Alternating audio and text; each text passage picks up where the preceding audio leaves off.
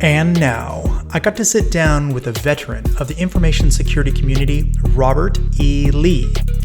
This is a very technical podcast and one that many people won't grok, but if you want to know more about how security actually works, this is a great episode.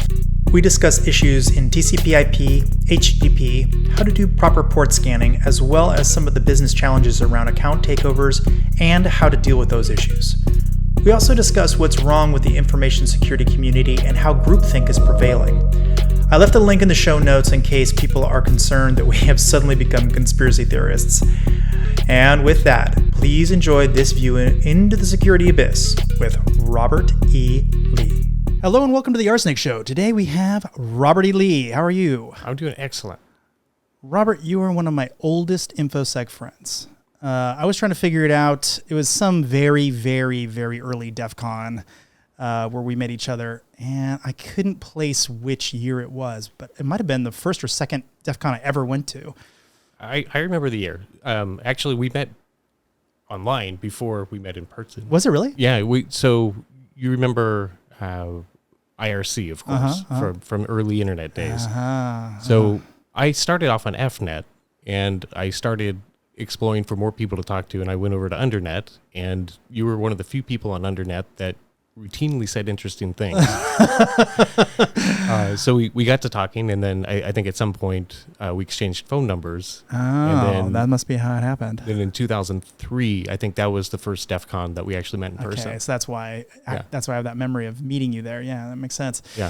Yeah, I had weird experiences in IRC early in the days. Like, I would say 3/4 of the people there knew nothing. Like, I don't even know how they got online. And then the other third were like pretty good. And so it was, but they were only good about their one thing, and they didn't want to talk about anything but their one thing. And I'm like, oh man, like there's so much interesting stuff going on. So I was always just trying to get the conversation going. Like, well, what about this? What about that? So, but so it's been, I'm going to guess something like 22, 23 years now that we've known each other. Something like that. That sounds about right. Yeah. So why don't you tell us a bit about how you got started in security? Like, how did you decide that was something you wanted to try? Well, that's a roundabout story, to say the least. But I would say that the earliest memories of wanting to be in this space were from my childhood. My dad, being a religious man, we grew up in the Mormon faith. He had 6 kids, and I was the second oldest, and too many kids in the house for my mom while my dad was finishing his PhD. So I used to have to spend all the time at the computer labs with him during his PhD thesis, all of his research and everything. So I ended up playing with Unix systems from about 1983, 85, somewhere in that range, really, spending a lot of time on Unix systems. And he wouldn't ever tell me his password. And because he wouldn't tell me his password, that became my obsession. A challenge. Yes. So I taught myself as much as I could about Unix, and I got to the point where I learned how to echo things to the screen that looked like the login prompt. I also learned how to grab keystrokes and record them to a file, and then I learned how to have this be executed as the first command after you sign in. And to hide the TTY output, I'm assuming, right? Oh, of course. Yes. Of course. You literally just described the very first program I ever wrote by myself. It's identical. I mean, mine was like a Kerberos prompt, but same thing. Yeah, so this was, it was like, I think it was not Born Again Shell, but like it might have been Born Shell or one of the very, very old, just SH, you know. Corn Shell or something? No, I mean, we're talking 80s. Okay. Oh. Yeah. But yeah, so I got his password, and that was the beginning of a long game of cat and mouse with my dad that lasted all through high school. Was he in on this joke, or? Yes. And then it became a game of, spy versus spy, because of course I, being the type of person that I was in high school, I learned how to steal the notes that allow you to have a hall pass so you can walk about campus freely. And I also learned how to write signatures with the teachers. And so I found myself in the library a lot, dialing into the internet and hanging out on IRC when I probably should have been in school. And then I vehemently disagree. You should have been doing exactly what you were doing. well, so of course, not having a credit card in those days, you had to steal some. No, I did not do that, but I did have to hack my dad's Netcom account in order to get onto the internet. And so he did similar things where as you signed in, it would automatically send an email to another email account that I did not have access to. So he would know the timestamp of any time I accessed his account. Mm-hmm. And so, we'd have conversations every now and then. So what did you do today? Mm-hmm. Is that all? So that was, don't lie to me, boy. Yeah. Some other fun things from childhood. He gave me a couple different computers, some modems, and at a certain point, I was writing war dialers. Looking for local BBS systems, and that lasted up until the point where this is again in the days where you didn't have unlimited ability to call phone numbers, even if it was in the same area code. Depending on which zone you were calling based on the prefix, it could still be some cents per call. Mm-hmm. And so if you're calling every number in a prefix, that long story short, I racked up the phone bill over $300 in 1 month, and he took away my modem for a while. But yeah, so that was my upbringing. That was my childhood, and then the other part of my childhood was playing music. So I thought I was going to be a professional French horn player in an orchestra somewhere. And I ended up getting a scholarship to BYU to be in their orchestra. I was a performance major, it was great. And I made the mistake of taking a programming class. Well, I say mistake, but that programming class, where I was learning C and other things, I spent a lot of time in their labs and got very inquisitive because I knew a little bit about Linux by this point, and Unix for a long time, and I liked how I could sign into any system with the same credential, and I wanted to know how are they synchronizing this. This is 1995, and so I learned all about NIS. Yellow Pages is what it used to be before it was NIS, and I learned how to IPcat password, and then you have the hashed passwords, and I learned how passwords get hashed. I learned how to take the plain text and how to hash them. And not too long later, I had the passwords for about 75% of the accounts in the CS department, and then did the same thing for EE. And then I thought, this probably isn't good. And so I told them about it. And I said, here's exactly how I did it. And they said, well, how do you know it worked? And I said, well, of course I tested it. And they're like, well, you broke the honor code. Because this is BYU. BYU is somewhat strict with these rules. And so that was the beginning of that change, where I was like, oh, well, maybe I don't get to do music because I lost my scholarship. I was kicked out of school. Were you really? Oh, yeah. I didn't know that. Yeah. Wow. It was very abrupt. And then so from there, I had to take some menial jobs.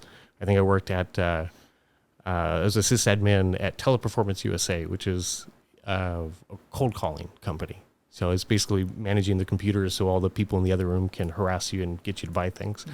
Mm-hmm.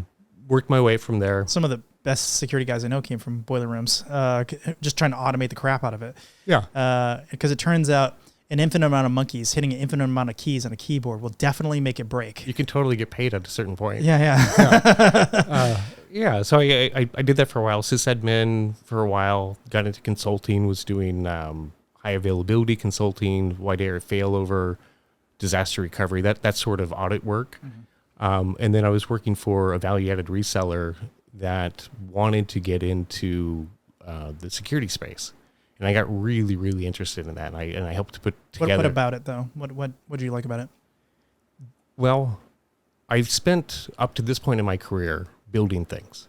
And so I knew how things are supposed to work. And I knew where it could go wrong. I knew what kind of problems could arise if it does go wrong.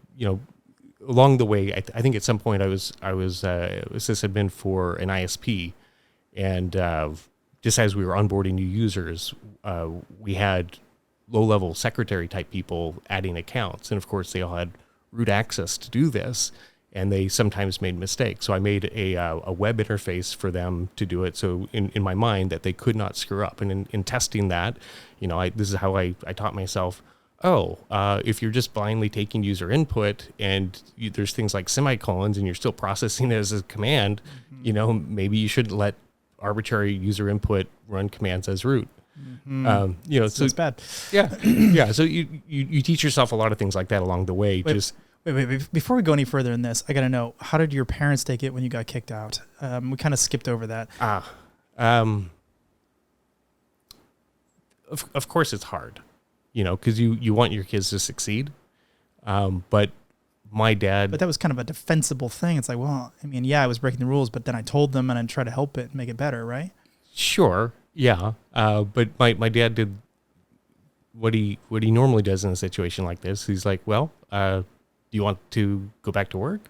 And so he helped me work at his company for a little while. So I got to do some work at his engineering firm, getting their systems up to speed. So they took it fairly okay then, it sounds like?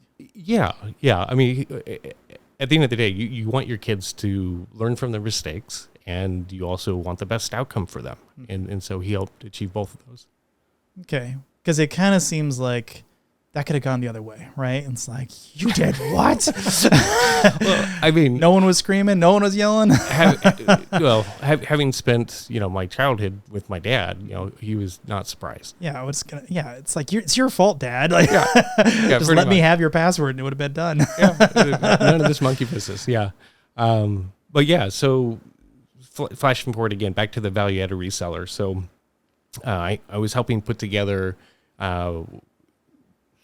the normal, not quite a pen test, but vulnerability assessment, I think is probably a more correct way of saying that. This is about the same time that I was looking online for how other people are doing it. And I got in contact with another good friend of mine, longtime friend of mine, Pete Herzog. This is back when he was still calling it the idea hamster.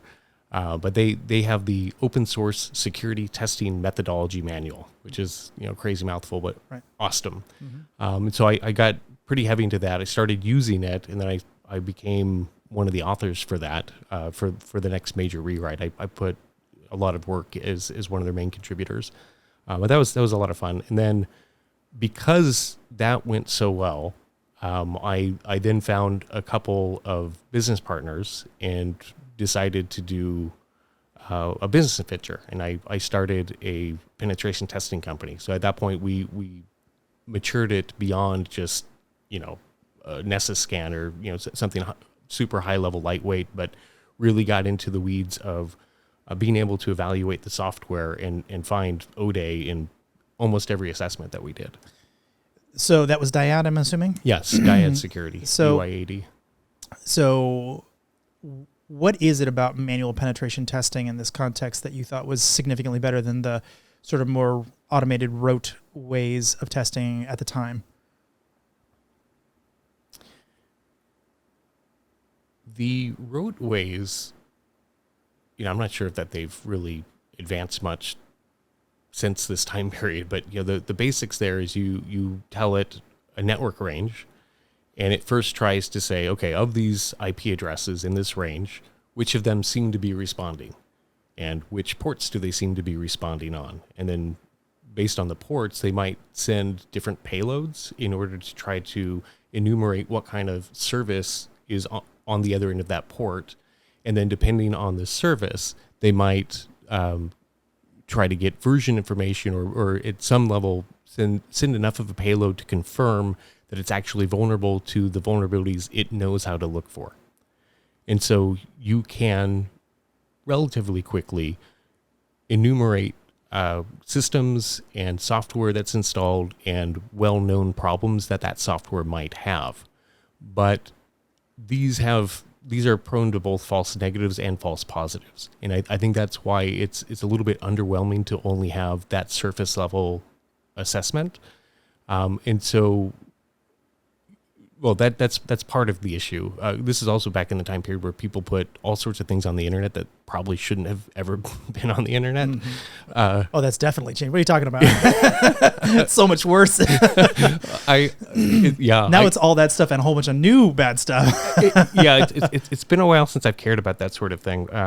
About this time period as well. Like we kept getting hired for bigger and bigger jobs. And I remember there was one contract that I got where, I was used to doing, /24s, 256 IPs, spend a week and a half on it, bang on things, and call it a day. But this other one, it's over 200,000 IP addresses, and so we had to figure out how do we scale everything that we're doing, because the tools of that time period, this is the same era. Nmap was around already. We had ScanRand that was coming out with Dan Kaminsky, which was great, novel concept, but it had memory corruption errors that it would core dump at inopportune times. And so we had to figure out ways that we could build our own tooling so that we could scale. And not only that, but like this is also the time period where nobody knew how to scan for UDP ports. With TCP, it's pretty straightforward. You send a SYN packet, you get a SYN-ACK back, and you're like, okay, cool, that port responded. But with UDP, if you send something and you get nothing back, meaning no ICMP message telling you that the port is not configured, then the fact that you got no response, you're supposed to interpret as, oh, it must be open. But it might not be open. Well, it may not exist. On the internet, people sometimes use firewalls. Yeah. And so a no response equals open is not an accurate way to view it. So we then figured out how to do all the handshakes, all the different payloads for common UDP things. And then we were able to enumerate UDP even through firewalls, which was somewhat novel. And that went into, that was originally called UDP scan. That was that tool. And then we added TCP support. And then we made unicorn scan out of that, because we couldn't call it UDP scan anymore, since it did more than UDP. Right. So why didn't the other big scanning vendor, or I say vendors because kind of they've sort of turned that into that now, why didn't they adopt that methodology like right out of the gate? They just didn't know to do it? Is this, you just came up with something novel? Like, well, I mean, there were a few different folks that were pushing the envelope here. Like I said, Dan Kaminsky was one of the first that I saw doing this sort of asynchronous way of where you have one system that is enumerating. It's basically sending the SYN packets, and then you have another system that is specifically trying to look at the responses, and by splitting it up, you essentially send as the response IP address. You're kind of spoofing here. So in some of our systems, we had 3 or 4 systems working as a quorum, even though the systems that we were talking to only saw it as one IP address. The other part that we were able to do that was a little bit different than the typical just Nmap, where it's just trying to say who gave us a SYN-ACK, is after we got the SYN-ACK back, we'd send an ACK payload with something in the packet with it. So, for example, I could do not just a 3-way socket connection for HTTP, but I could do a head request. And so what that then turned into is I was able to send payloads, get responses back, and then I was able to log them into a Postgres SQL server. And so for querying against user agents or whatever. Yeah. So we got to the point, this is again 2003 era. We got to the server headers rather is what I meant. Precisely. Yep. We got to the point in 2003 where we were scanning the entire internet on port 80, like the entire IPv4 internet on port 80 in less than 24 hours. And this was only possible by splitting up the workload the way we did. But then it was really fun because then we could do SQL select statements. Like anytime that there was a new vulnerability, CVE type thing that came out, we could say this percentage of the internet is vulnerable. So I remember there was a brief moment when you and Fyodor and Robert Graham were having a bit of a, I don't know, imbroglio or whatever. You're having a little bit of a fight about like what the best design of this thing is. And I seem to remember you having some of the strongest arguments for how things had to change. Yeah. And I would say ultimately, the best ideas have won out, and I'm seeing some of the ideas that we were pushing with Unicorn Scan live on in like mass scan and even Nmap has adopted some parts of it. Like one of the other things that we do with the Unicorn Scan that was different than the norm is we would allow you to set a a rate at which you wanted to send the packets. You had some predictability in how fast you're going to scan a remote network or a remote host. And instead of thinking in terms of one IP address at a time in the assessment, we were thinking of the entire block. So that part was interesting. We also had the ability to control explicitly the retries and a bunch of other little things like that. But I mean, it was basically it was a tool built for us by us. It solved our need. I know the kind of the major innovation was the moving towards virtual ports. That was the big change that happened, I don't know, probably 10 years back now. And suddenly, instead of having to have an actual open port that's actually listening, you just put everything in promiscuous mode, and if anything bounced back at you, you'd be like, oh, it responded back. And the reason you knew that was corresponding to the thing that you were sending is because you set a flag and said, okay, here's my initial sequence number. Here's this very particular number associated with it. Yeah. So you could send more than 65,000 open connections because there was no connections at all. Right. Yeah. We got past the normal constraints that you would have otherwise had. It's a send cookie concept, but in reverse, essentially. Right. But yeah, that led us to other really interesting discoveries. Because like I said, we were scanning the entire internet every day, and occasionally we would take a break and we'd say, that's really interesting that these hosts over here are still talking to us 4, 5, 7 days after we stopped talking to them. What? Yeah. Why?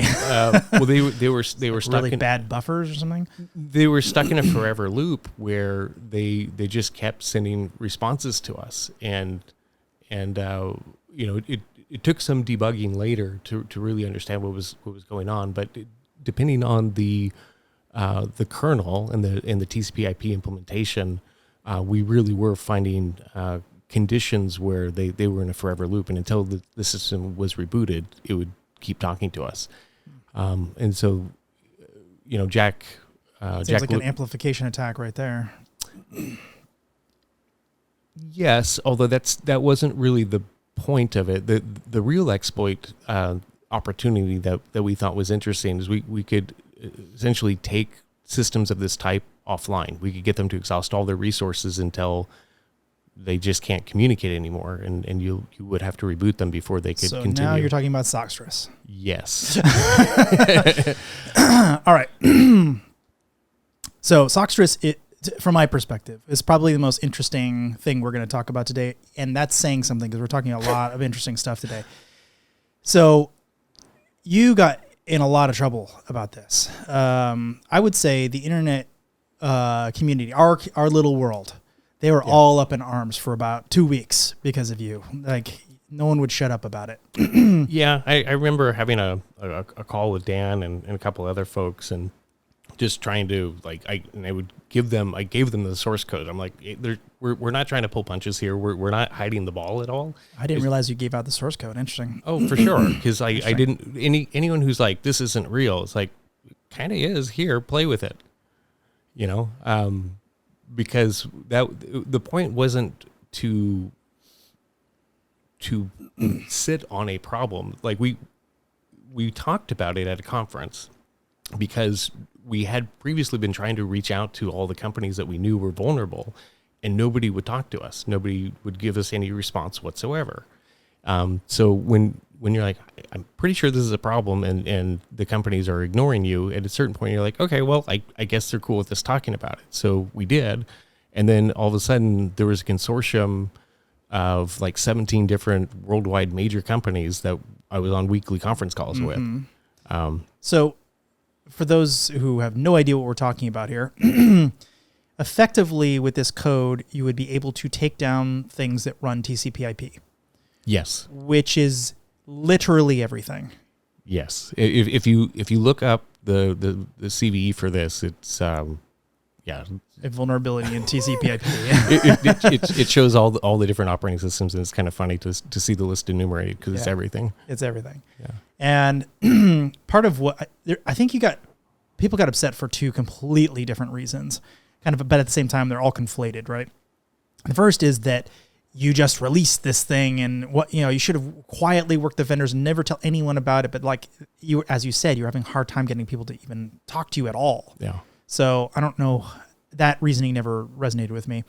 And then the second one is people are like, he says he can take down data centers. Like, that's absolute horseshit. And, blah, blah, blah, blah. And I'm like, I remember having a conversation with you, I don't know, maybe 2 or 3 weeks later or something. And I'm like, yeah, you got in a lot of trouble about that particular set of words.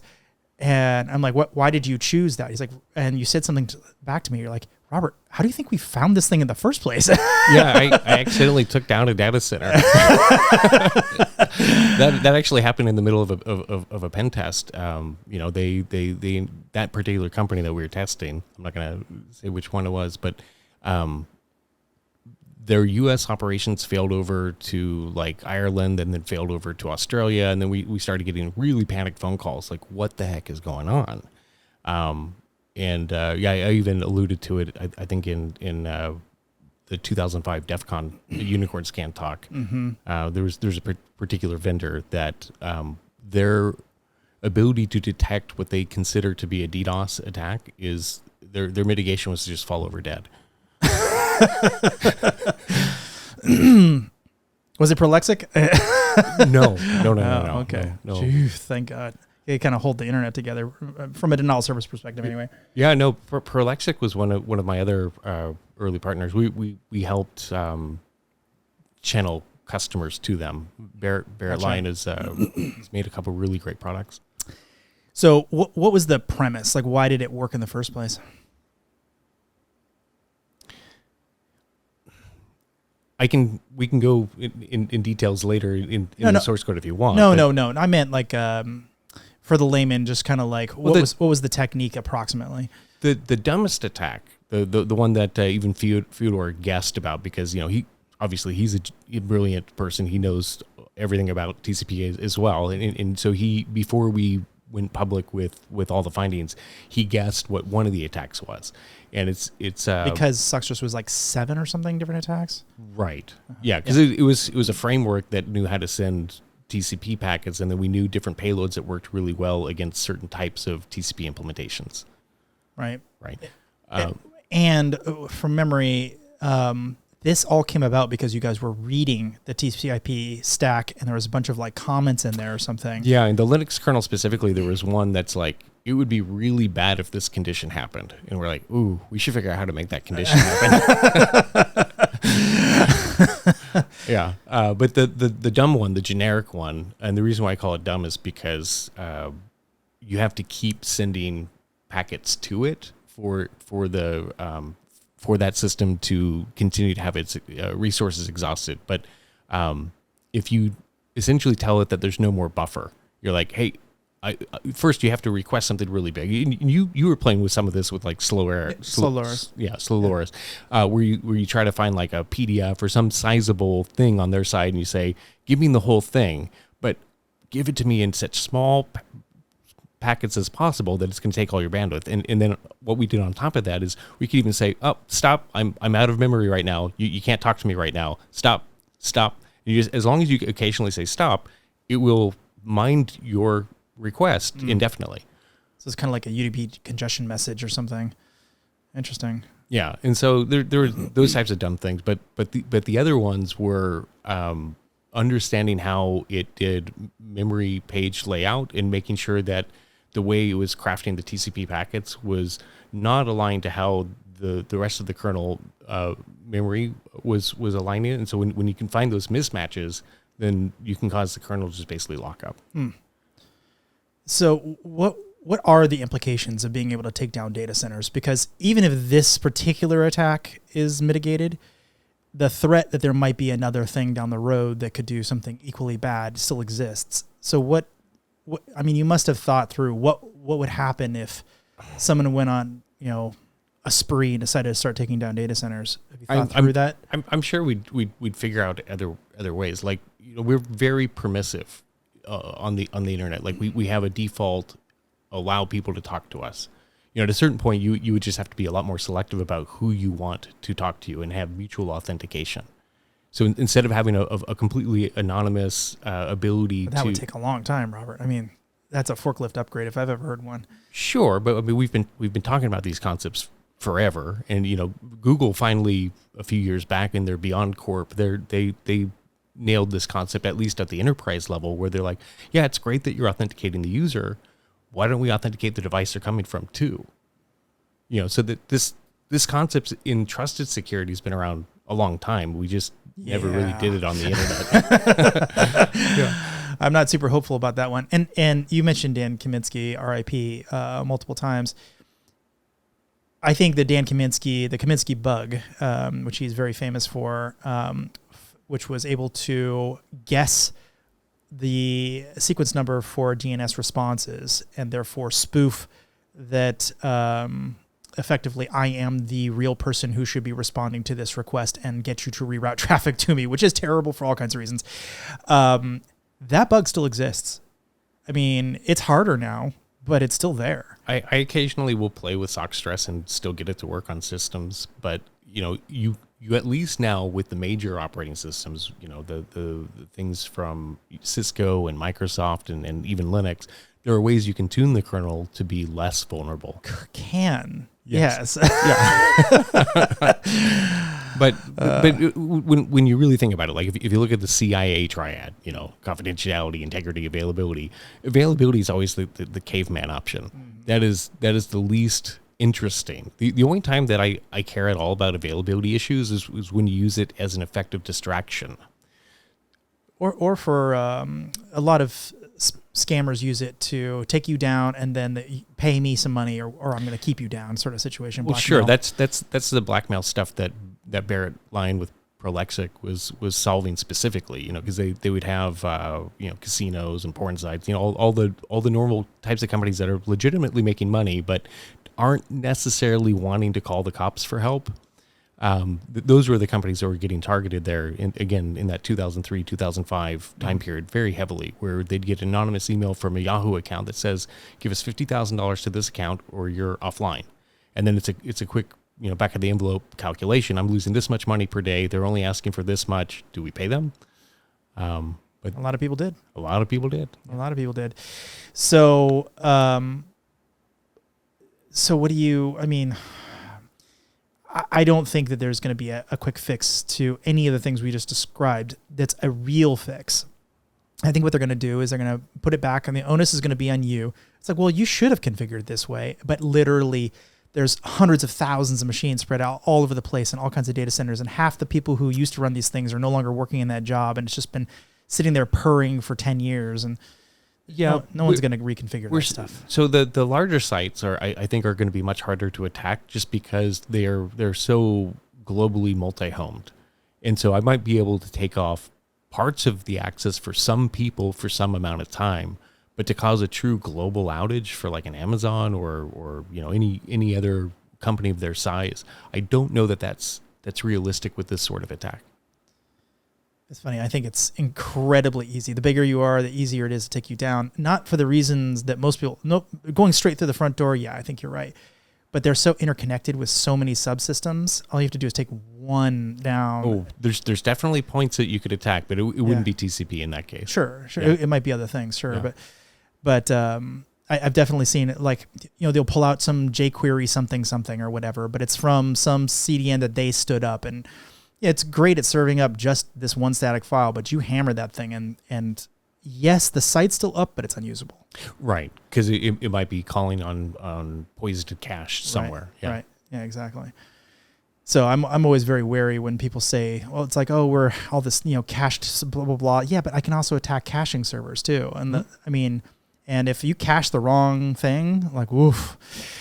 And you can cache things like too aggressively where you're caching things that you didn't mean to cache. And then you're caching things that you're responding to things that shouldn't have cached at all. And it's a big mess. So I remember one of the attacks we came up with years ago was basically a man-in-the-middle attack, which is not very interesting to me for the most part, except to show how bad things really can be.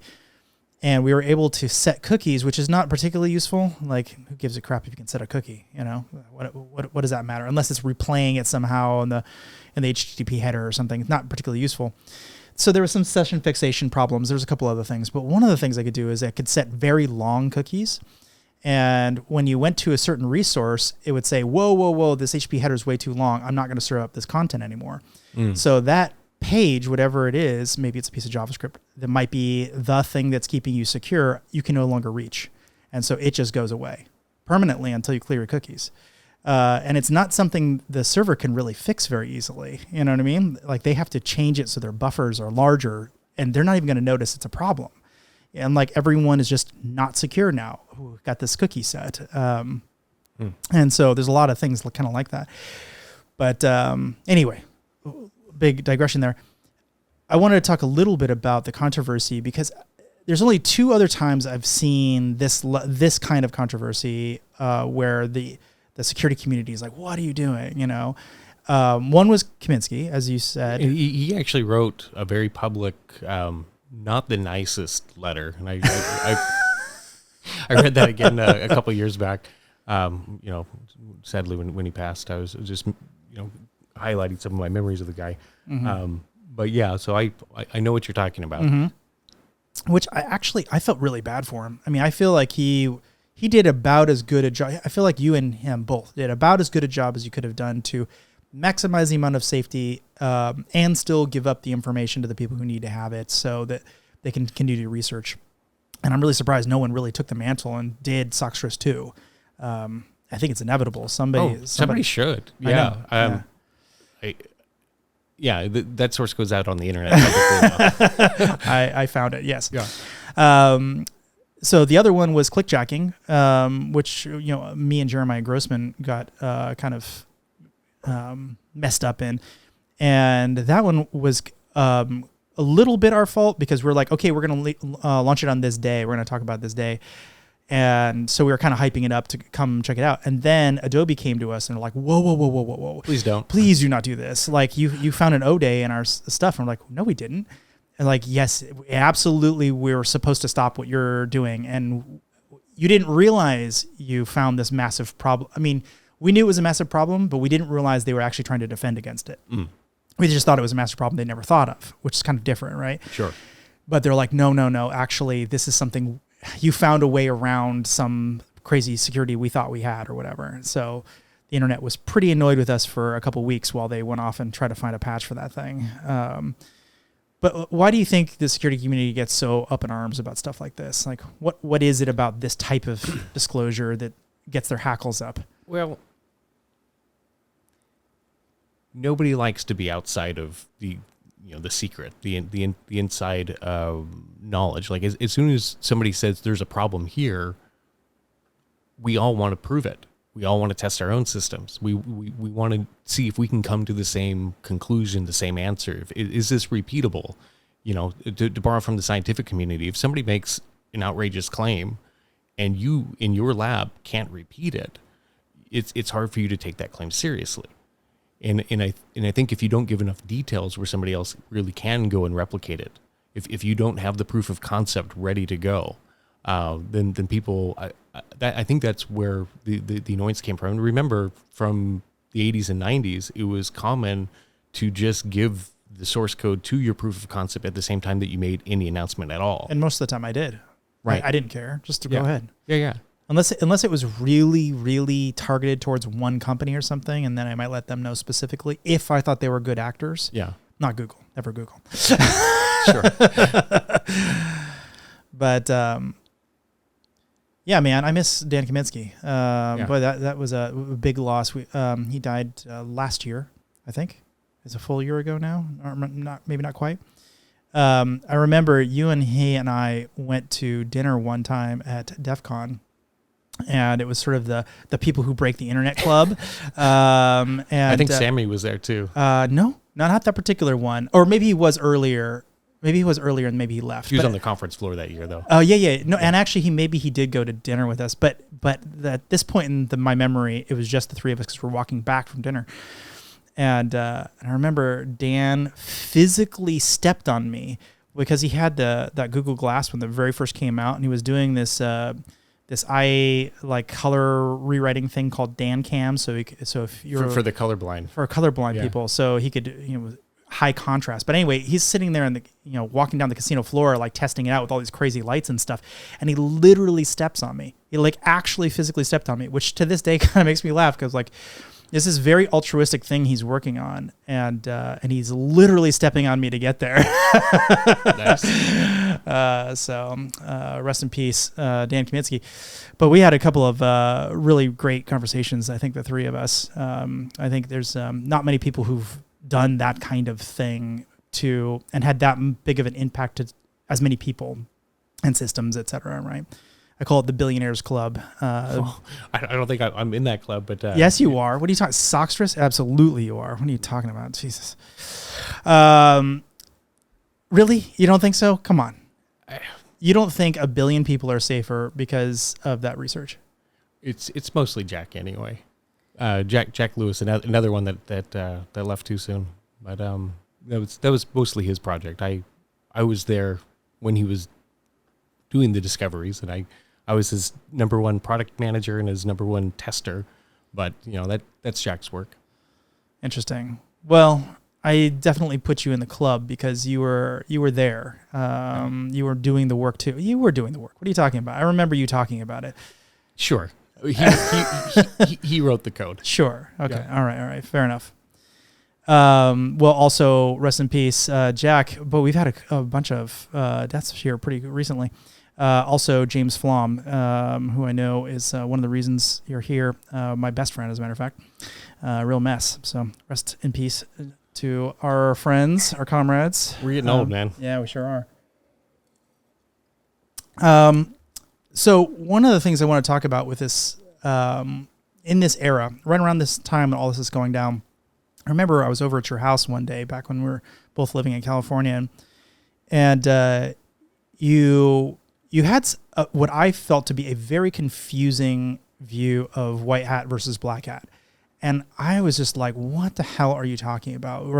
To me, it seemed like it was flipped around. So like black hats, they're always like going behind the scenes and finding O-days and never telling anybody. And you're like, no, and then doing full disclosure and messing up companies. You're like, no, it's the other way around. They're, I can't remember how you phrased it, but you were basically like saying the opposite is true, where white hats are the people who are off protecting things and not telling anybody how they did it. And black hats are the ones who are off actually exploiting things and finding vulnerabilities. Well, the reason I came to that conclusion is because of like, the e-signs and the websites that just lets you download working exploits. And so I never really saw that coming from the white hats. I only saw that coming from, the black hats, were at least a gray hat. Somebody's kind of in the middle. But I really valued the people who did it for the lulz. The folks that were breaking things because they could. They didn't have like the profit margin. They weren't trying to be famous. They're just like, oh, this thing that you really care about that's supposed to be super secure, like SSH. Cool. What happens when we do this? Or, the patchy nose job. That's another one of my favorite exploits that came out. It's like people who say that they're super secure when FreeBSD, or sorry, OpenBSD. Anytime OpenBSD had a vulnerability back in the day, that was just extra funny. Yeah. Because he tries so hard to keep it secure. That's right. Yeah. Yeah. So I had a lot of respect. What was that guy's name? I'm spacing on the guy who runs it. Oh, I would recognize it if I heard it. Yeah, I was spacing on it. Yeah, I agree. Well, we'll get to the industry and how it's changed in a bit. But one of the things about Sockstress, before we move on, that tool and the situation inspired me to go back and actually start building slow lures, because you've been talking about like kind of these slow attacks and very minimal amount of HTTP. I specifically remember a Vegas taxi ride with you, and I think it was after that taxi ride that you and did slow lures. Yeah. I mean, I've been thinking about it for probably 10 years at that point. It's been in the back of my head as like, I know I could do this. I know it would work, but I'd never actually sat down to actually program it. It's kind of the way of many of the things I work on. They percolate, they just sit there forever, and I don't have time for them. And so they kind of sit there. And then one day I'm bored, or I finally unlock the one last thing, and I'm like, okay, now I can actually go do this thing. But it was kind of similar to what you're talking about, just very slowly send HTTP headers, just like hello, I'm trying to reach the thing, and then and just very slowly trickled this HTTP header out, and the system just like, okay, yeah, it'll any day now, and it's all happy and just sitting there and ready to go. As soon as you're ready, it's ready. And you do that, on average, most Apache instances are 256 open connections they'll support, but usually simultaneous, yeah. Usually people will tune it up to 1,000. So you make it 1,001, let's say, and suddenly you've just exhausted all the ports. And so one of the cool things that's unique about this particular attack, as opposed to taking down other things, well, two things that are unique. One is that you can turn it off instantly. So it's not like really down. It's just down while you're using it. So you can immediately turn it back on, which is cool. The other thing that was cool is I can reuse the sockets. So if I want to be the only person on the machine, I can get rid of all of the other traffic, which is really cool for like certain types of attacks where I really need like I need the system to calm down and get to a baseline where I can get timing attacks more accurate. Like maybe I'm trying to see if something's truly sequential and it's a little dirty because there's too many people hitting the box, like get rid of all the other traffic and really see if it's sequential or not. And there's all these like kind of things you can do more easily when everyone else is off the box. Or let's say it's like an auction clearinghouse. I just knock everyone off during the final minutes of the auction, and now I get the final bid, whatever it's going to be. I am it, because there's no one left on the box. Yeah. You see what I'm saying? You just reminded me of remember on FNet they used to have those poker bots, and you could be in a room and play poker against people. That was one of my favorite things to do, is bluff like crazy. You get to the final round, then you can just TCP nuke, and then you win all the hands. Mm-hmm. But yeah, sorry. It's very similar. Yeah, it is very similar, except I don't know who the other people are in this case. Right. I have no idea. I don't know where they are. I don't know anything about them. All I know is this machine, and you could do there's two types of auctions. There's the one where you want to bid high because the highest bidder wins. That's like the eBay type auction. But there's also like government auctions where the lowest bidder is the one that wins. So you just knock people off who are about to submit their low bid. Try to undercut you. Mm-hmm. Yeah, exactly. So it was pretty cool tech. But I want to thank you because you inspired me to actually do it. I'm like, I've been meaning to do this for a very long time. And so, yeah, that was cool. So you eventually sold Dyad. And one of the cool parts about selling Dyad at that time is I think you might have been one of the very first security exits, period. Like very, very early. I mean, maybe there was half a dozen others before you or something. It was not very many. It was an accidental thing anyway. I don't know if you remember this time in my life. I was going through some personal changes, and I ended up making a friend. Was a mutual friend of ours for a while, David Jacoby, mm-hmm. And he invited me to go hang out in Sweden that year for New Year's. And so I said, "What the heck? I've never been to Sweden. Why not?" And I get out there, and I end up. We had a great time, of course, just meeting his family and friends. But then I met his boss.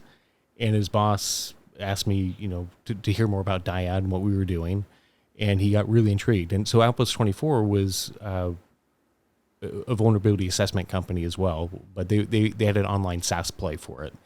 And after a couple of days of talking to him, he basically offered to purchase the company. Well, first he offered me a job. I said, no, thank you. I've got a company. He's like, well, how about I buy your company? And I laughed it off until he made a serious offer. And about 6 months later, myself and a bunch of my closest friends moved to Sweden. How cool. Yeah. I mean, it's cool because you got an exit. It's cool you got an exit on a penetration testing company with basically no tech. I mean, he had a little bit of tech. We had very little bit of tech. But we had open source intellectual property that was not revenue generating. And I even know that's not tech. I mean, it was clearly that you guys were the smart guys. So I'm glad that they saw that too. And I'm sure that they were looking at their products and features and like, oh, you could add value here, here, and here, and here, right? Yeah. But it's fairly unheard of to acqui-hire people. or at minimum to do so with absolutely garbage multiples. You know what I mean? Yeah. Like it's very unusual to pay for that for reals. Usually it's one times earnings. You know, it's garbage. Yeah. So what was that like? What was that like getting acquired and moving to Sweden and becoming part of a machine? It was wild. There's so many parts of it that, of course, are going to be a cultural shock. New language, new food, new money, new working patterns. Like, you know, you come into the office. I'm used to American go. I had been 3 years in a row. I've been working 16 hours a day with no vacation. You know, that was just how I did things. And I get there, and you know, people roll in at 9 if you're lucky. And you know, from 9 to 9:30 you eat cake and you drink coffee, and then at 3 o'clock you do it again. So you spend, and then you go to the sauna. That's right. So you spend an hour a day fika, which is cake and coffee, and so it was wild. You know, you got to have a logom life, right? It's like in the middle. Not too much, not too little, perfect, right in the middle. That's right. But there was a lot of fun that we had there. We redid their back end of all of their technology, because this was the land of NES's front ends. If you remember that time period, back when NES was just fully open source and anybody could throw a front end on it and charge money on top. So we had to rewrite NES's from scratch so that we could get out of the, because they started charging for their license fees. That was part of the reason why we got acquired, because we had the ability to do that. So then we helped build that up. You know, when we got acquired, we had offices in 4 countries. By the time I left, we were in 25 countries. So it was a wild time period for me, because I think I was home on average 8 days out of the month. I would regularly wake up in hotels and can't remember which country I'm in. Wait, where was home in this context? Was it Sweden? I had a house in Sweden at that point. Okay. Yeah. I remember you living out there for a brief period, but it was about 3 years. Was it that long? Yeah. Wow, jeez, time has flied. I thought it was just like 6 months or something. Boy, weird. I see, because I would see you at a conference, so I just. I was at every conference. That was fun. Like, you and Jeremiah Grossman. Jeremiah Grossman, I think I've had drinks with him in Australia, obviously in America, in Dubai, and I think in Europe as well. So like, that's like four continents I've had drinks with him on. Yeah, I don't think we've gotten there yet, but I feel like I've had probably more drinks with you, since he doesn't really drink very much. But yeah, I had to force him to drink that one time in San Diego, if you remember. Yeah. Oh, geez, I remember that night. Yeah. That is a whole different ball of wax. We won't go into that night at all. Yeah, that was a great night. So one of the other things that I remember you guys coming up with, I think it was, now you were up S24 when this came about, was the concept of going horizontal and vertical. So it's like, let's say you have a port and you find a port and you're like, okay, let's say it's 80 or something. Okay, now I'm going to try 80 everywhere. And if I find 80 anywhere, now I'll go vertical until I see if there's anything above it or below it. Oh, I found 443. Now I'll go horizontal again. And you just kind of keep going back and forth. Yeah, like you can start querying some of the well-known ports, and as soon as you get a response on any IP, you can look for more of the same, because that's usually what happens. Is if they're the type of shop that runs software X, they're going to run multiple instances of it. Yeah, I thought that was really clever, because it's like, we know that this, because typically when you're doing port scans, it's either all or nothing. You know what I mean? You're all 65,000 ports, or maybe the most common ports, top 1024, but that's it. And no intelligence whatsoever. But this was a way to get, I wouldn't say fully comprehensive. It's not the all, but it's definitely more than the minor version of it. But then also, like, anytime you found a host that had any port open, then we also did the full 65K on that IP. But you could still miss one port randomly on one machine on a weird port. Sure, but if you start with like the 1,000 most likely. I get you. I'm on your side on this one. Yeah. I think that was really clever and innovative, a way to scan less to get more. Yeah, we could produce results in the user interface faster with this method, and then it would continue to dig even after we started displaying things. But turns out users just they don't like sitting there waiting with nothing shown. So the faster you can show them things, the more trust they have in your tool. Which is eventually what we did with Bit Discovery. I mean, we had all of the data already there, so you just you pop open the thing, and there's your data. So people. That was actually one of the best innovations that I think that Lex came up with, and he was the guy who invented the new user experience at Facebook. So very, very good at UI, and he basically said, I don't want people to feel like they're searching. I want them to feel like they're just querying the data that's already in the system. Right. Like even if we have to do stuff behind the scenes in real time, that's okay, but just kind of hide it as much as possible until we've had a chance to collect it. And so do everything you can to make it hyper performant on that first lookup. And then, it's like, keep enriching it. You want this other field? Okay, we'll turn it on. Meanwhile, we're going and getting it right now because we know you're interested in it. You know what I mean? So anyway, I thought that was really clever. Another idea along that same lines that I think could apply to just about any kind of search interface related to like domains, for instance, is like you type in like, Google dot, and as soon as you hit that dot, you probably mean .com. So just go start the query now. And if they change it to they probably mean info, or they change it to and they probably mean net. And like, okay, quickly refresh and start doing that query. By the time they hit enter, move their mouse over to hit enter, that's like 2 or 3 seconds that you could have shaved off of the lookup time. So you can make it basically just appear. You already did the lookup. Now it's just the presentation layer, and like, whoosh, there it is. So there's a lot of really cool stuff. There's another one that's like I never did this stuff, but I really wanted to. You can predict that they're moving their mouse towards a target. So it's basically in JavaScript space, you're like watching their mouse move towards a button. You're like, so it's like hotter, colder, colder. Yeah. You're like, they're about to press that button. They're about to, and so you start doing the fetching now because you're like, I can pretty much tell they're going there statistically speaking. Yeah, it's going there. They haven't done it yet, but they're about to. And so you can preload it. So by the time they click it, it's literally just refreshing the text on the page is already done the lookup. In the background, it's already there, and it's in your browser now. It's just waiting to be refreshed. So it's instantaneous from your perspective, despite the fact it took a full second to the lookup. You know what I mean? It was really clever. So a bunch of stuff like that. But I like that horizontal and vertical thing because I think that it's that kind of thinking that like dramatically speeds up the web in general. You know what I mean? And it's also that kind of thinking that makes it very kludgy and shitty and fucked up and brittle, I think is the way I think of it. Yeah. Okay. So at this point you, I don't know, I'm skipping ahead a little bit, but at one point you went into banking.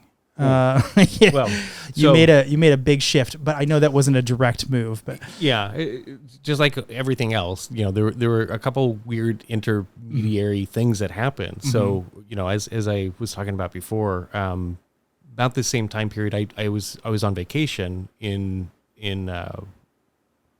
America. My little brother had just finished his master's, and he was doing a recital at UCLA, and he asked me to play on his master's performance. So I played for that, and Jens Linderman, wonderful world famous trumpet player, he offered me a scholarship to go to UCLA. I was like, what the heck? No, wow. I'm working. Thanks. But on the drive back, wait, how did he find you? Well, because he was my brother's trumpet professor at UCLA. But how did he find you? I mean, did you perform for him or something? I played on my brother's recital, his master's recital. Just for fun, or? Well, my entire family's musical. Okay. So my older sister has a doctorate on clarinet. This brother that I was telling a story about, he's now the professor of trumpet. He was at the University of Florida. Now he's a professor of trumpet at BYU. So he's very good. He also has a doctorate. My little sister plays clarinet. I played French horn. Now I play a little bit of everything, but French horn was the one that I went to school for. So I ended up playing, and we got to talking. It was another one it reminded me kind of the Sweden situation where an offer is made. I'm like, yeah, no. But on the drive back, because I was with my dad, we were driving back up to Utah before I was going to head back to Sweden. I get a phone call from the founder of Outpost 24, and he asked me to pull over, and that's how I was informed that Jack had passed. And so at that point, I needed to take a year off.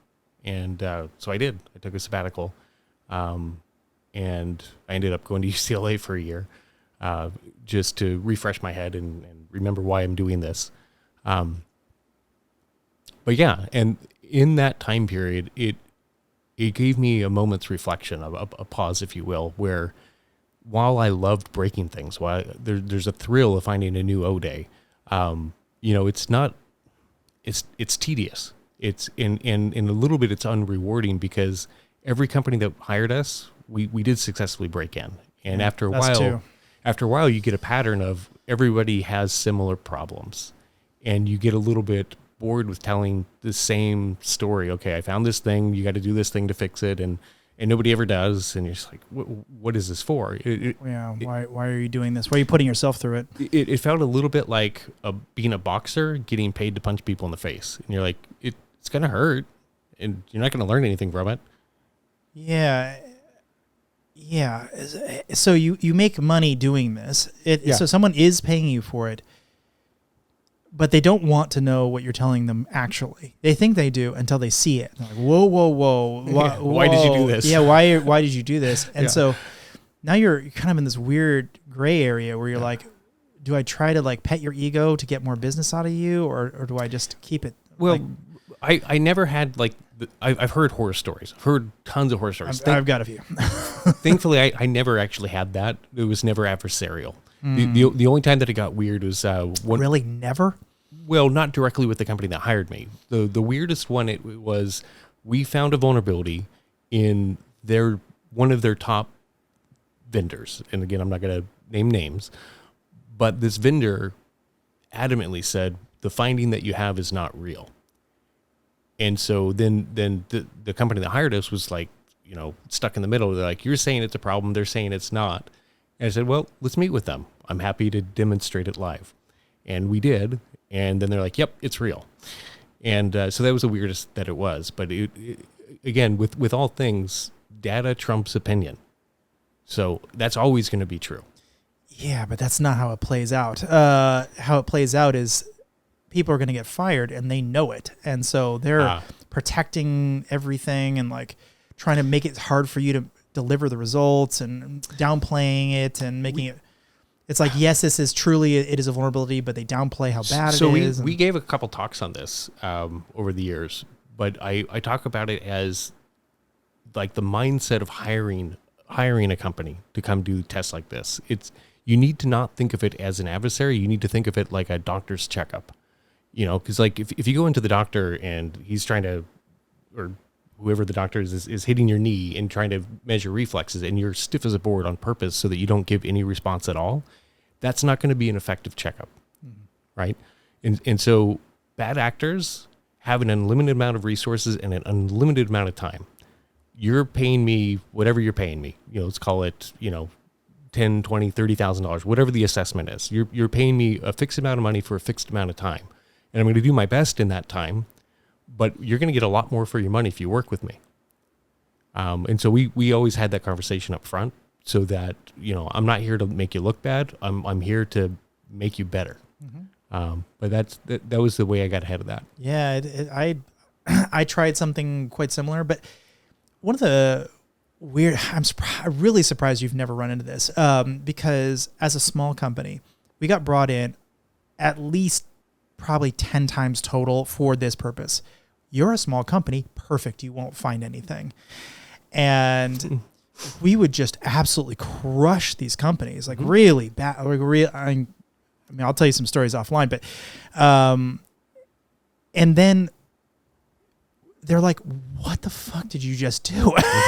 They're like absolutely blindsided by this, this chaos that I've just brought into their lives. And in some cases, I mean, I've cost them maybe hundreds of millions of dollars that they're going to have to go, like they thought that they were this and they're not that at all. And everything they've just done for the last 4 years has been a waste. And now it's like a massive, unbelievably bad situation. And so now what am I good as? I'm not trying to make them look bad, but I am trying to do my job. I don't know how to deliver that news that everything you've done for the last 4 years has been absolute garbage in a way that's going to sound palatable, even if I'm on their side, because they weren't expecting it. They're expecting to get a clean bill of health because we're a small little company. So it's expectation setting.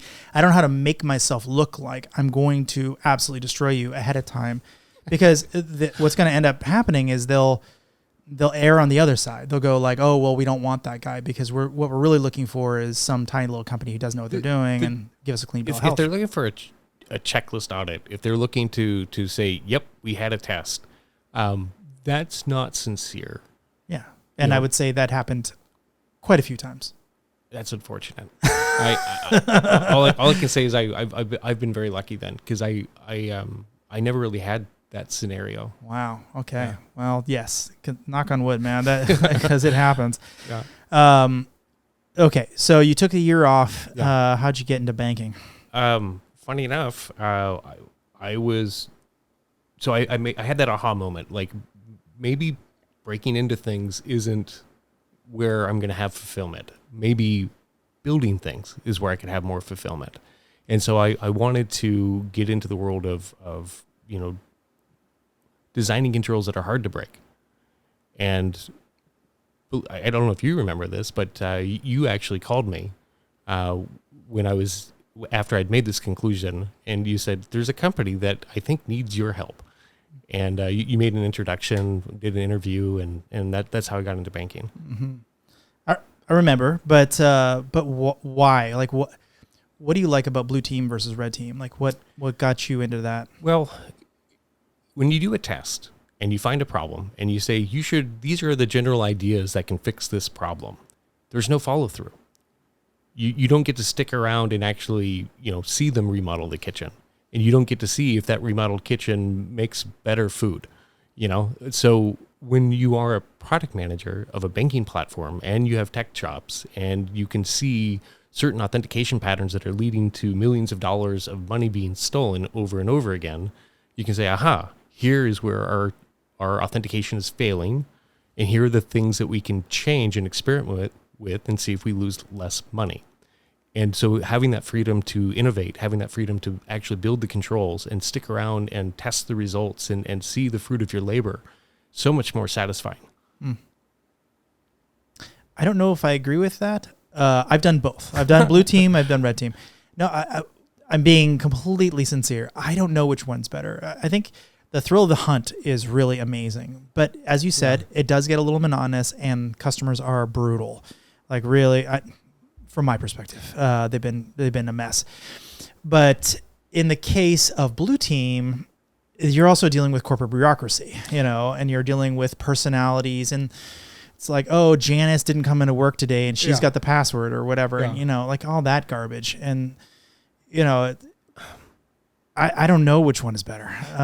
For me, the way I certainly think red team is easier. They just have different trade-offs, but sure. I think there's less responsibility. Yes. Yeah. There you go. Yeah. Because you get to find the problems and walk away. Mm-hmm. Whereas blue teams, like, you got to fix all the problems. I like to run away. I don't like to walk away. Yeah. But the way I continued is I'm still hacking my own stuff, So no matter who I'm working for, I'm constantly still red teaming in a way, but a red team of one, and just trying to find holes so that I can then that's fair enough. Fix them. Then you get some of the thrill of the hunt as well. Right. Yeah, that's cool. I did a little bit of that in a couple of different kind of blue team type jobs where I'm just like, I'm going to go and wreck what I'm working on. Mm-hmm. And that's fun. That is fun. I was not asked to do that, so I got a little reprimand for it. But, in the end, everyone's happy because we're safer. You're still solving problems. Yeah. And they realize what your capabilities really are, because they hired you for one thing and they got something extra. And bonus. They didn't want that, but now they have it. They didn't know they wanted it. Okay. All right. So you're in banking. Yeah. How was that? Oh, well, this is where authentication really matters, because, this is the difference between people having money and not having money. So it was wild. This is the era where banks were still, some of the banks were still authenticating users with 4-digit numeric only PIN codes. or equivalent. Just like, really? How is that going to work out? Because they wanted it to be the same PIN as your ATM card, right? You had other banks that were asking you to, as your username, use your social security number, as if there's no such thing as man in the middle, and like crazy PII leakage everywhere. Yeah. So you had a lot of fun things like that. We had other people that were saying things like, well, if you sign in initially with password and a security question, and then we give you a cookie, and the next time you sign in, it's password plus cookie, that's MFA. You're like, Nope. No, no, it's definitely not. So yeah, a lot of education for the industry in general, but I spent a few years innovating in that space as well. Like one of the most interesting incidents we had, obviously being a banking platform, we didn't have customers with money. We had banks that were our customers, and then their customers had money in the bank. But one of the incidents, and I always got involved with a really high profile ATO that happened, especially where money was moved. Account takeover. Yeah, account takeover where it led to money movement, either wire, ACH, or some other means. Over $1 million were stolen in a single attack. And when we looked at it, we saw that the wire instruction came from the same computing device that we would expect for the controller of that company, from the same IP address of that company. That user said that they had their RSA key token, the OTP generating physical token, and didn't share it with anyone. They're sensible. They didn't seem like the type of person that would be vulnerable to social engineering, at least standard social engineering. So was it Zeus or something? Yeah, it was like SpyEye or something. Gotcha. So we had the machine forensically examined. We did discover malware. And as you were alluding to, this type of malware is what they were calling man in the browser. It's similar to the man in the middle technique, except for it's like a shim living in the security context of your browser. Mm-hmm. And so it can see everything between your browser and the system that you think you're interacting with in the clear, and it can also modify it in real time. So then, you got to be thinking, well, shit, because none of the controls you have are going to work at this point. So you got to go out of bounds. So you got to do something out of band. You got to do a phone call, email. Well, first let's talk about how we were doing authenticating for this particular user. Yeah.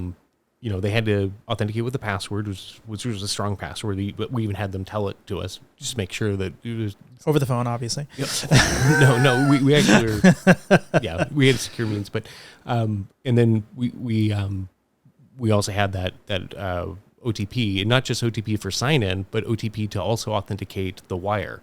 So it was password plus 2 different OTPs.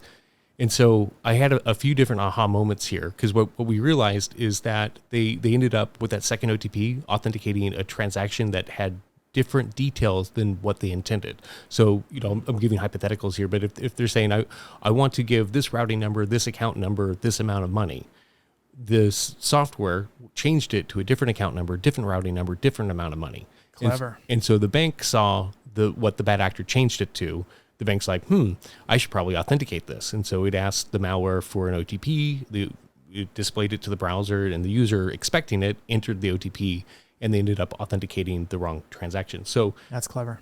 So there were two major. So from the user's perspective, they saying, I'm going to want to send $1 million to my vendor. Yeah.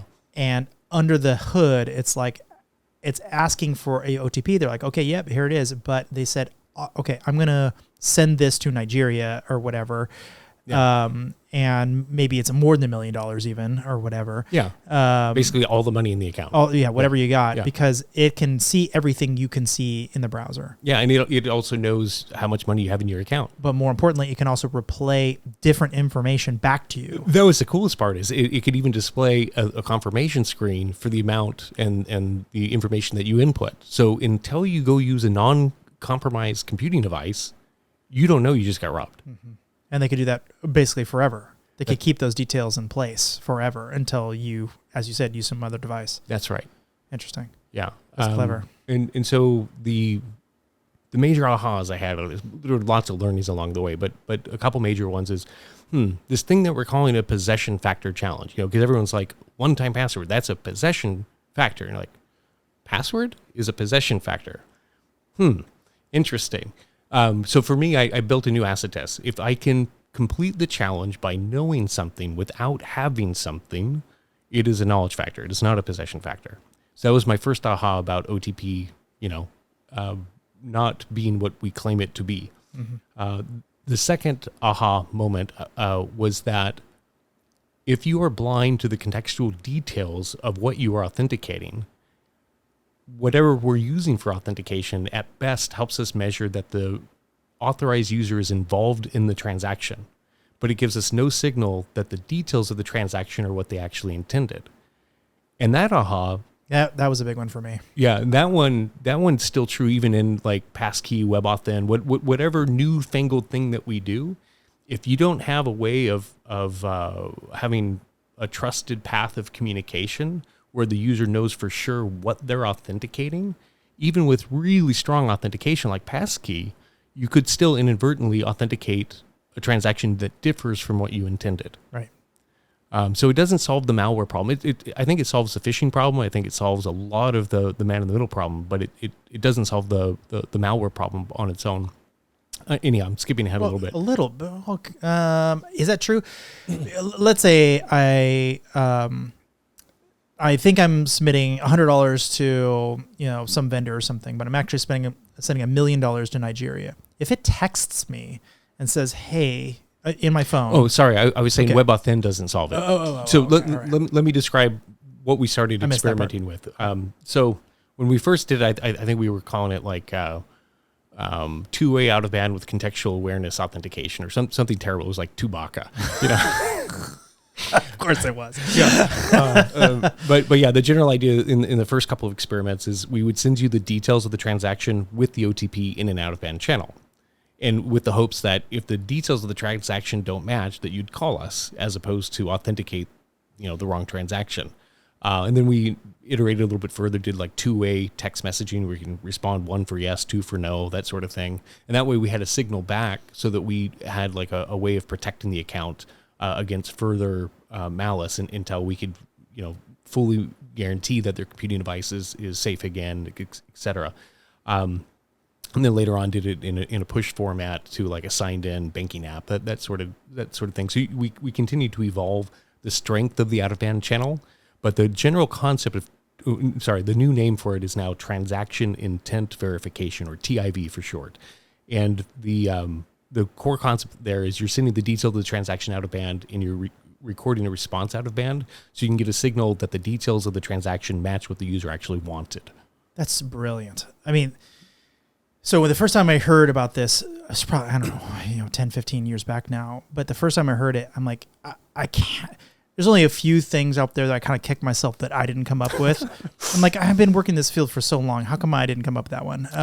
That was one of those. So let's give credit to where credit's due here. While I did independently come to these thoughts on my own, as I started researching this problem space a lot further, I discovered that there's plenty of other prior art. So yes, but it wasn't deployed in this level. Sure, but Doug Song with Duo Security, sure. IBM with they had a team out of Zurich actually, and they had a device that they called the Stick, or ZTIC, and it was basically a hardware implementation of the same concept. It sounds terrible. It's not deployable because each device is over $100, but they were partnered with UBS and they were sending it out to all their high rollers, their high net worth people. Sounds terrible. So at eBay, we did something kind of eBay / PayPal, sent out these devices, and we used them as punishment. We used them to basically stop people from using the site. Sure. So really, the only thing that works is the cell phone or something along those lines. Something that you have with you all the time. Yeah, exactly. Yeah. And that was the thing that I'm like, of course, the cell phone. And I had previously dismissed the cell phone because I thought one of the vectors would be maybe malware on the phone, because back then malware on phones was kind of more of a common sort of thing. That's not a hypothetical. That absolutely happened. I know, but it was more of a common thing, like less so these days. Yeah. But on Mac devices, definitely, or Apple devices, definitely not an Android ecosystem, which is a hot mess. But then I was thinking, not many people actually use their bank from their phone, especially these controllers. These controllers are sitting behind a desk all day long, and they're sending emails back and forth. They're not surfing their bank from their phone. That's just not something they're doing. I mean, they're not doing that. So to get both a compromise on their desktop and the phone at the same time, the chances of that happening are basically nothing. Let's come back to that in a second. Actually, okay. Let's talk about that now. So, are you familiar with Zipmo? No. Zeus in the mobile, but it was one of the very next things, of course, that the bad actors came out with is instead of going directly to trying to hack the transaction and steal the money, they instead said, "Hey, we're your bank. We care about you. We invented this new security thing that's really important. In order to take advantage of it, please download this software to your phone." Mm-hmm. And, if you were Android and you were not in the walled garden ecosystem, then you immediately Trojaned your own phone. Yeah. Yeah. So again, controllers using Android. I mean, there's a lot of steps here now. They have to social engineer them twice, both to get on their device and the mobile device, and they have to be using Android. Yeah. It's just not that common, right? I mean, it'll happen. I'm sure one or two people will get nailed here and there, but but ultimately, I think the vast majority of people, just normal human beings, not controllers, just people, they're just going to say like, wait, no, I didn't send $100,000 to Nigeria. I'm like, what? No. Like, did you do this? No, I didn't do that. The credit card company is like, hey, I just saw a $500 transaction in North Carolina. Are you in North Carolina? I'm like, I'm not in North Carolina. No, I'm not at a gas station. I'm not buying $500 worth of gas at a, like, what kind of big rig do I have to be hauling around to get $500 in gas? Right. It's just not going to happen. Right. That type of thing, when it's percolated. Now you see this kind of transaction verification stuff all over the place. That's right. It's my sincere hope that we can get rid of OTP and replace it with TIB everywhere, and that we can get rid of passwords and replace that with passkey everywhere. Because once we have that reality, now we have the incredibly strong authentication assurance level that the real users involved in the transaction, that's what you get from passkey, combined with the details of the transaction being what the user actually intended. So you don't have to do this for all transactions, but I would say for all of your high value transactions. Sure. Or anytime that ATO risk is detected and you're not quite sure. Yeah, when you're doing something really dangerous. That's right. Absolutely. That's right. So I don't know why you don't consider yourself in the billionaire club, man. You absolutely helped a billion people. I don't know what you were talking about. So by the end of this, I'm going to disavow you. So one of the other things that happened in this company, and the more I think about it, we should probably not mention the name of this banking company. One of the things that happened in this particular thing is you brought me in to do an assessment of one company in particular. They're a vendor. You were thinking about bringing them in. And I really, really didn't want to do it. I really, really didn't want to do it. It kind of put me in a bad position because I'm like, if I don't find anything, you're going to think I'm an idiot. And I actually knew the vendor. And I'm like, if I do find anything, which is almost a certainty, the vendor's going to think I'm an idiot or an asshole anyway. Yeah. And so there's just no winning this thing, right? And then you're like, no, Robert, you got to do it. I'm like, no, I'm not doing it. And we went back and forth a bunch of times. Finally, I decided to do it. I still don't know why I agreed to do it. It's probably because it's you. If it had been anyone else, I probably would have said no. But it was probably just because it was you. I'm like, well, okay, fine. So I did, and I found all kinds of problems, like really pretty dramatic problems. I don't think it killed your relationship with them, but it certainly killed my relationship with them. Yeah, if I recall, we didn't end up implementing the solution in production. So okay, all right. Yeah. So I guess it did kill it in both directions. Yeah. So I don't know, like, if you have any thoughts about, like, I don't have regrets about that situation because I did the thing I was supposed to do. I was hired for a thing. I did the thing. But I definitely know it strained a lot of relationships, or maybe even broke relationships, based on what I consider just to be, good, honest work. You know what I mean? But people don't react well when they lose a gigantic contract. You know what I mean? Well, it never feels good, but I think that the people that I respect the most can understand when they came up short. And, if we're being honest with ourselves, we've all come up short at some point. Of course. And that's when we dig deeper and try harder next time. So I don't have any regrets about pointing out if somebody falls short, because it's what will fuel their growth for the future. Maybe, but maybe it also didn't give them the opportunity to grow because we put them in a very perilous situation. I'm still friends with them. And Are you? Okay. They had an exit. They're happy. They did just fine. Yeah, I know that, and you know that.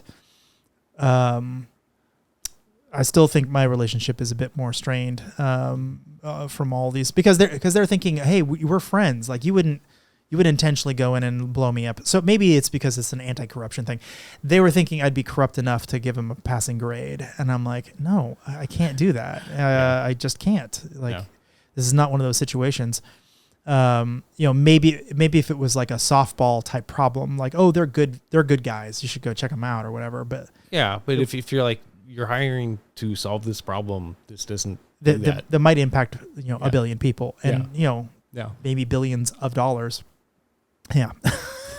What a mess. Yeah. You owe me some drinks for that one, sir. All right, we're going to skip over some stuff because I don't want to talk too much about your banking adventures beyond there, because I think we would start decloaking stuff. If people really want to know more about it, they can do their own research. But eventually you made a stop at Amazon. Yeah. So tell us about that. Like, what's life like at Amazon? That was a huge gear shift for me because, at this other company, even though they're a Fortune 500 large company, because they got bought by a bigger company, and so I got part of that the larger company there. But Amazon was a different scale. I think when I joined Amazon, we were still able to meet at Key Arena and hang out with Jeff Bezos, as a company there in Seattle, just over 100,000 people. But then we had wild growth over the next 7 years, just insane growth. I think when I left them this last time, they were well over 1 million. So that's the kind of growth that I got to see at Amazon. But it was a different beast because it was kind of like Lord of the Flies. Where that doesn't sound good. It's good and bad, right? It's a great book. Yeah, it's great. I don't know if it's a great working environment. It is rough. It is rough because not everyone's your friend, and they're not even bashful about it. Like but that's true of any big corporate environment. It's especially true at Amazon. Yeah, but how so? Well, you'll have 3 teams that are all trying to solve the same problem, and you're actually competing against each other to solve that problem. And they'll, in some instances, depending on how scrupulous they are, they might go out of their way to make you look bad, even though your solution is actually better than theirs. So it forces you to be on your A game with your data, because at a certain point, if they're trying to spin a narrative and you're like, oh, but you said this, but let's look at the data. That's actually not true. This is what's actually true. So if you know the data better, then you win the day. But I had never been in an environment like that, so I had to learn quickly how to adapt. Is it data primarily, or is there also a lot of politics? I mean, it's both, obviously. Okay. Yeah. Okay. Yeah, I've definitely heard some things about working at Amazon. There's this amazing memo from there used to be an Amazon person. They went to Google and they're like, here's how Amazon is absolutely kicking our ass. And we don't understand how microservices work. We don't understand how APIs work. We're dumb. We Google are dumb. Amazon's totally got this all figured out. They're way better. And here's the ways they're not so great, but still way better than us. And then but it was like, they kept talking about Jeff Bezos. It's like, oh, well, Jeff Bezos at least cares about people. I'm just kidding. Of course, anyone who knows that is laughing right now because I know Jeff Bezos doesn't care about anybody here. This long tirade, which is very funny, actually. It wasn't meant exactly to be a comedy, but it was kind of an internal memo, just sort of making each other laugh a little bit. But I have heard multiple people say that it's one of the hardest working environments they've ever been in. I think it also just depends on the team, and it depends on who that team's stakeholders are. because I've had different eras there, because I did 2 different tours of duty with Amazon, and the second tour of duty was less confrontational until a couple of major changes were made, and then became super confrontational again. Basically, half my team got assigned to a different director.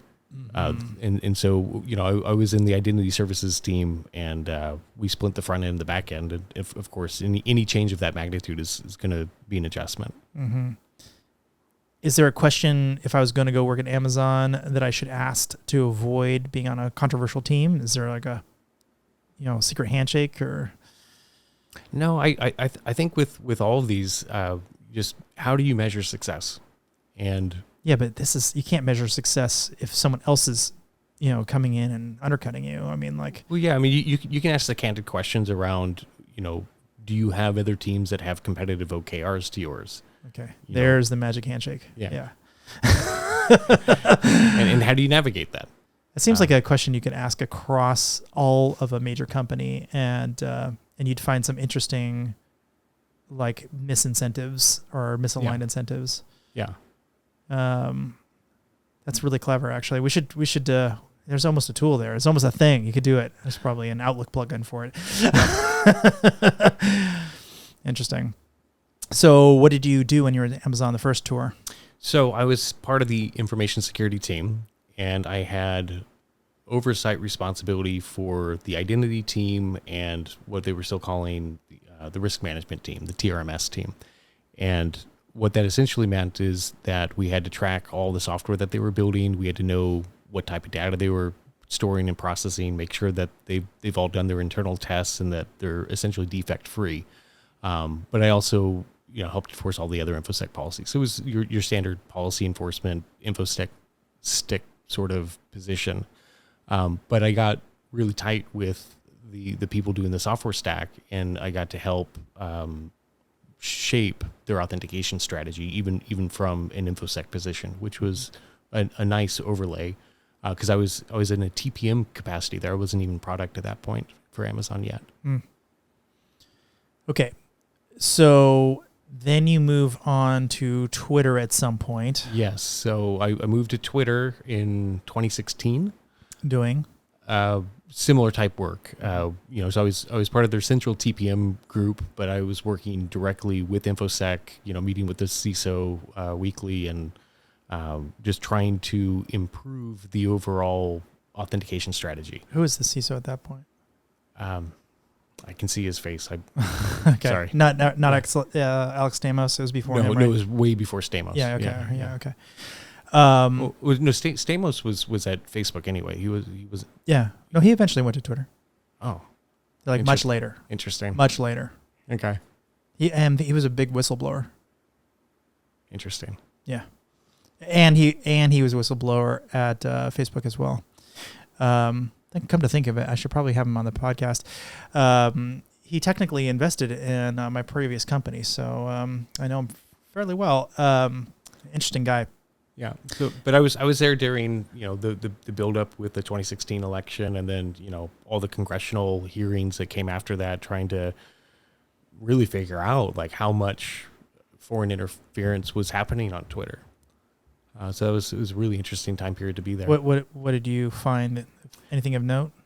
Well, it's hard to say conclusively.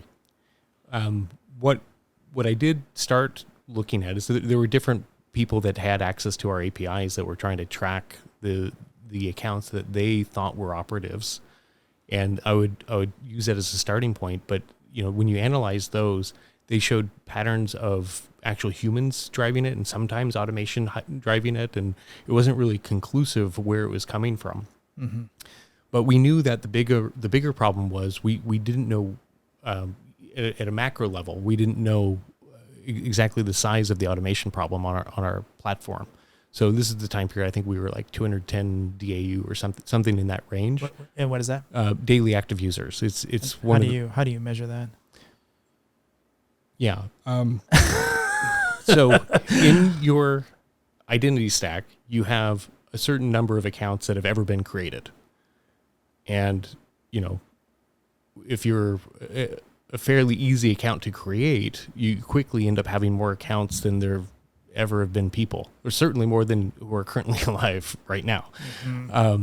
But of the total number of accounts that you have in your system, a daily active user is one who has interacted with your platform in a logged in state. Yeah, while measured as signed in, they interacted with your APIs, and you're able to say this interaction came for this account. And what about like super cluster APIs or IPs rather, where you have like 20,000 people coming from AOL? Like, how do you measure that?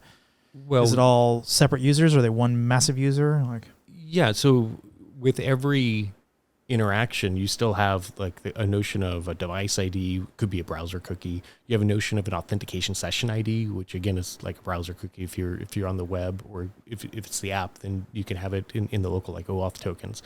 But you're able to, even with multiple concurrent sessions through the same IP address, disambiguate at the session level and at the device level and at the account level.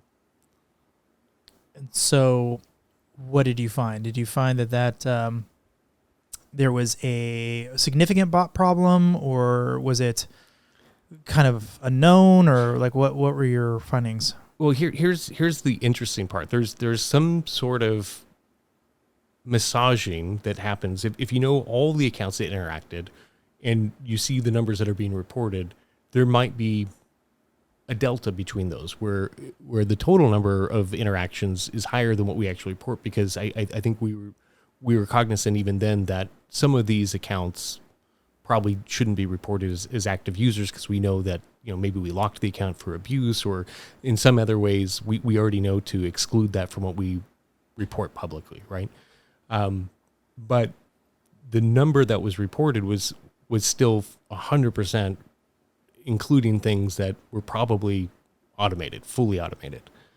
So, you know, I'm not going to say exact numbers because in NDAs and everything, but yeah, it was a sizable problem. And I ended up talking to the CISO and a bunch of other folks about it. And every time I approached the topic with people, it either oscillated between two extreme poles. Extreme pole one is, we don't have a problem with bots at all. It's completely mitigated. What are you talking about?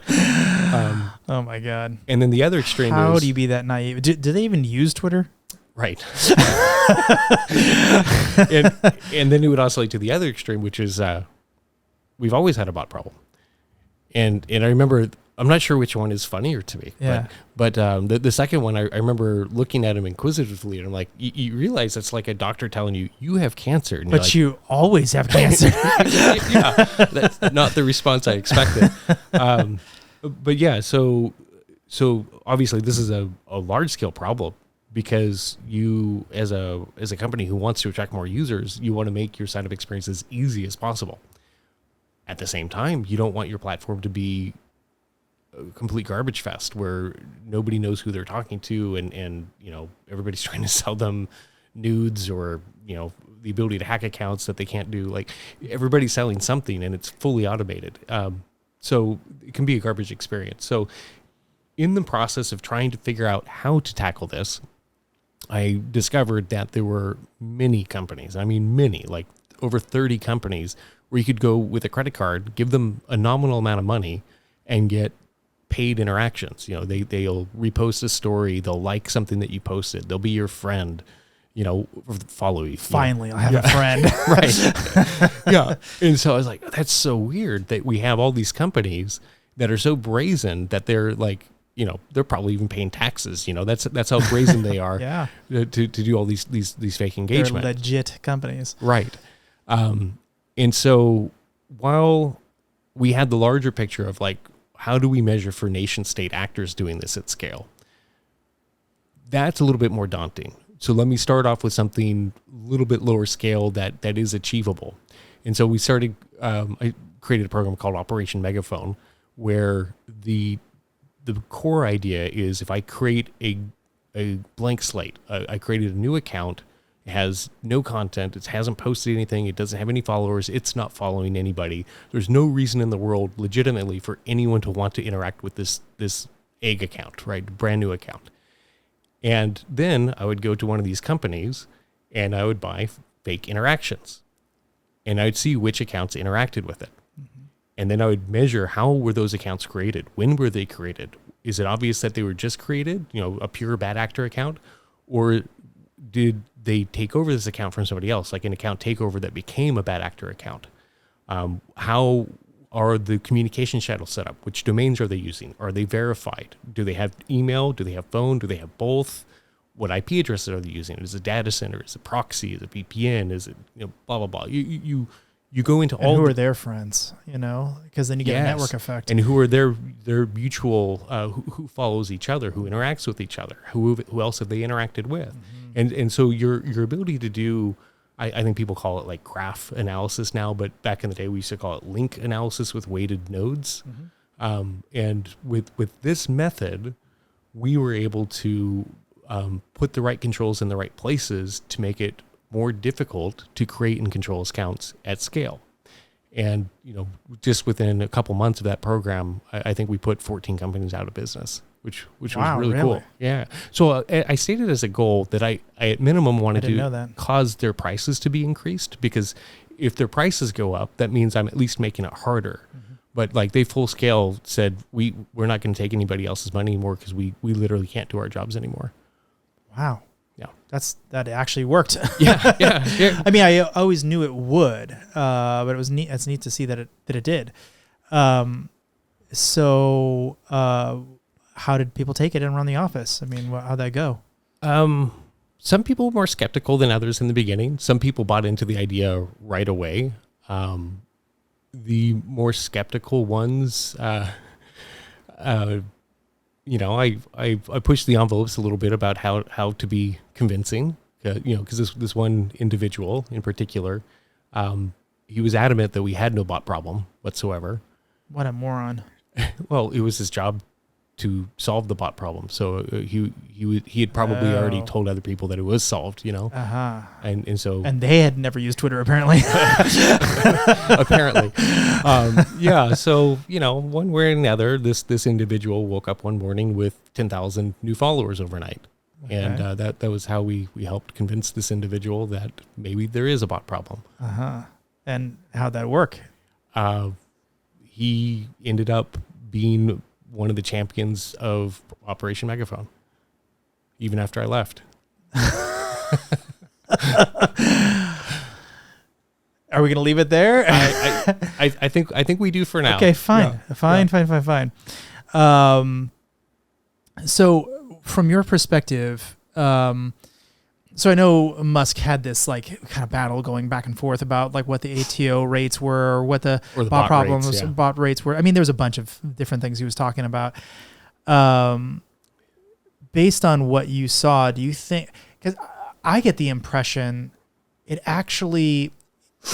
about as bad as Twitter was actually reporting. Well, it depends on how you measure it, because you can measure it in terms of DAO, you can measure it in terms of interactions, you can measure it in terms of like specific types of interactions. But in DAO figures alone, it's like a third. It's about 30%. Jesus, that's high. Yeah, but 30%. But it's totally understandable. I'm not saying wow, that's high. And to say that there's no bot problem. I mean, and to say that, you know what I mean? I mean, I know it's high, but I didn't know it was quite that high. So if that's the case, what does that mean for ad revenue? Because that's, Twitter's bread and butter. And that was the part that internally I kept trying to explain. It's like, look, guys, like we understand that we want to report more users. Yes, of course, we all want our stock price to go up. But the return on investment for advertisers, like they're going to know when the number isn't reflecting people who are actually, buying things, right? And so I think that's why there was always some sort of massage. I'm not sure, Robert, because look, I was actually just talking to somebody the other day on a true crime podcast of all things, and they were interviewing me about just different types of frauds that have existed, and one of them is click fraud in Google. And we know pretty reliably that the minimum number is 10%. We don't know what the real number is, but we know a minimum number. And the reason I know that is because the amount of, I basically asked a buddy of mine who owns an ad network, like, you let me have all your logs. And if anybody If it had been anybody other than me, he would have said absolutely not, right? But for me, like whatever. And I wanted 2 slices of data. I wanted the server header and I wanted the do not track header. And the reason for that, I was trying to figure out how many people turn on do not track. This was back when it was a thing and it actually mattered. And my conjecture was the amount of clicks it took to get there, you'd see an exponential drop off. So in Internet Explorer, it was like 6 clicks, and Firefox, it was like 5, and Chrome, it was like 7 or something. So I'm like, okay, so it should be 1, 2, 3, Firefox first, Internet Explorer second, and Chrome very dead last. But Internet Explorer was 10%. 10%. And I'm like, how the hell is it 10%? There's just no way that it's possible. Well, I figured it out. It was one developer who messed up and dumped his HTTP headers, and he had the do not track header turned on. And so his bot had mirrored his HTTP headers. And so suddenly all internet traffic coming from Internet Explorer from his bot looked like it was an Internet Explorer, like an actual user. That means at minimum, that's just the minimum. That's one developer accounted for one bad actor crew. One bad actor crew represented 10% of the amount of fraud going through their systems at minimum for Internet Explorer, which represented at that time, I think 50% of the traffic. So 5% just for Internet, if you include all of it, for one person, one bad guy, right? Or whatever, one crew. It's higher than that, way higher than that. So maybe the number is closer to 30. That wouldn't be terribly surprising. And if that's the case, let's say I'm an advertiser and I look at Twitter and it's giving me 30% less clicks than I'd expect. And I look at Google AdSense or whatever, and it's giving me 30% less. I'm like, I guess that's my conversion rate. Yeah, if everyone's suffering from the same problem, then it's going to be harder for you to really enforce it as an advertiser. Mm-hmm. But eventually, somebody's going to figure out, and they're going to have higher ROI for you. Let's go back to the nation state stuff for a minute. Did a lot of other really fun research here. Mm-hmm. Are you aware of how the center in Russia got started manipulating Americans? I had no idea. So, again, I wasn't there. Full disclosure. I don't like how you said that. Am I going to have to edit this later? What they found is there were some cameras in New York that were accessible on the web. And they started advertising the ability to come to this one corner at a certain time on a certain day, and you will get a free hot dog. And much to their surprise, a bunch of Americans showed up for the free hot dog. Of course, there was no free hot dog when they got there. Mm. But that was their aha moment where, wait a minute, we can tell Americans things and they'll do stuff in real life based on what we manipulate them to do. And so, a lot of people have been talking about, it was all manipulated for Trump. And that's not true by the slightest. Yes, there were a lot of pro-Trump posts, but there's also a lot of pro-Hillary posts. Their key was to cause discord. And so they would cause like a pro-Muslim rally at the same time as an anti-Muslim rally for a new, Muslim worship center. They would do Blue Lives Matter versus Black Lives Matter. They were just full-on chaos-generating machines. And they were playing both sides. What they wanted more than anything else is for none of us to like each other and for none of us to trust each other. Hmm. Interesting. Well, it worked. It did, unfortunately. Well, that's terrifying. I generally like most people, so I feel like one individually. I'm a bit immune to that, but I see there's a lot of theys in conversations these days. Yeah. Them, theys, they do this. That group of people, blah, blah, blah. I think when you distill, when we get to a collectivism and we get away from individualism, we lose the humanity. Because I don't think that you can spend time in the same room as somebody, look somebody in the eye, have a real conversation with them, even if they're... That's precisely why I like this. But Chris keeps trying to get me to do this over the internet. I'm like, what are you talking about? I need to be able to look at him. But even somebody who has wildly different worldviews than you. Like my sister's a great example of this. My younger sister, I love her to death, but any topic you can think of, we probably have the polar opposite opinion of it, but we can still hang out. And that's something that I think a lot of our society has forgotten how to do, is be okay with somebody having a different opinion from you. And not at gunpoint. You're like actually hanging out. Yeah. Yeah, I would say I live in Austin, which is a very blue pearl in the middle of a kind of red ocean. Sea of red, yeah. So I definitely have both. You know what I mean? Like I had people come over, and I could not disagree more with some of their policies and interests and whatever, but we have a great time. We have amazing, great conversations, and some of it gets heated, but some of my favorite people are the people who can hang with being in a heated conversation, and one of us is wrong, and we're going to figure out who's right. You know what I mean? Always be open to being wrong. Yeah, I actually prefer to be wrong in those smaller settings as opposed to this, where I got many people ridiculing me later, but I prefer it because at least then I get the chance to rectify it before I go out and make an ass of myself in public. You know what I mean? Yeah. Well, okay. So I feel like this kind of gently dovetails us into the last big thing that I think you and I had kind of talked about that you wanted to have a little go at. So when I and you were fairly early in the industry was a certain way. As you said, zines were a certain way. You said zines. I say zines, but whatever. Magazines. I think I'm right, by the way. It's kind of like GIF versus GIF. Sure. But like the internet was a certain way. You go to a conference, and conferences were a certain way. You send out an email to a group of like-minded people in a news group or something. It was a certain way. Like, how do you see the ecosystem having changed in your career? Great question. I don't think it's limited to infosec. But what I'm seeing right now in America, especially since 2020, the heat has really turned up. But it feels like we're under the spell of some sort of Marxist takeover of the entire country, and I feel like it's leading us forcefully in some instances to a path of socialism, tyranny, and eventually communism.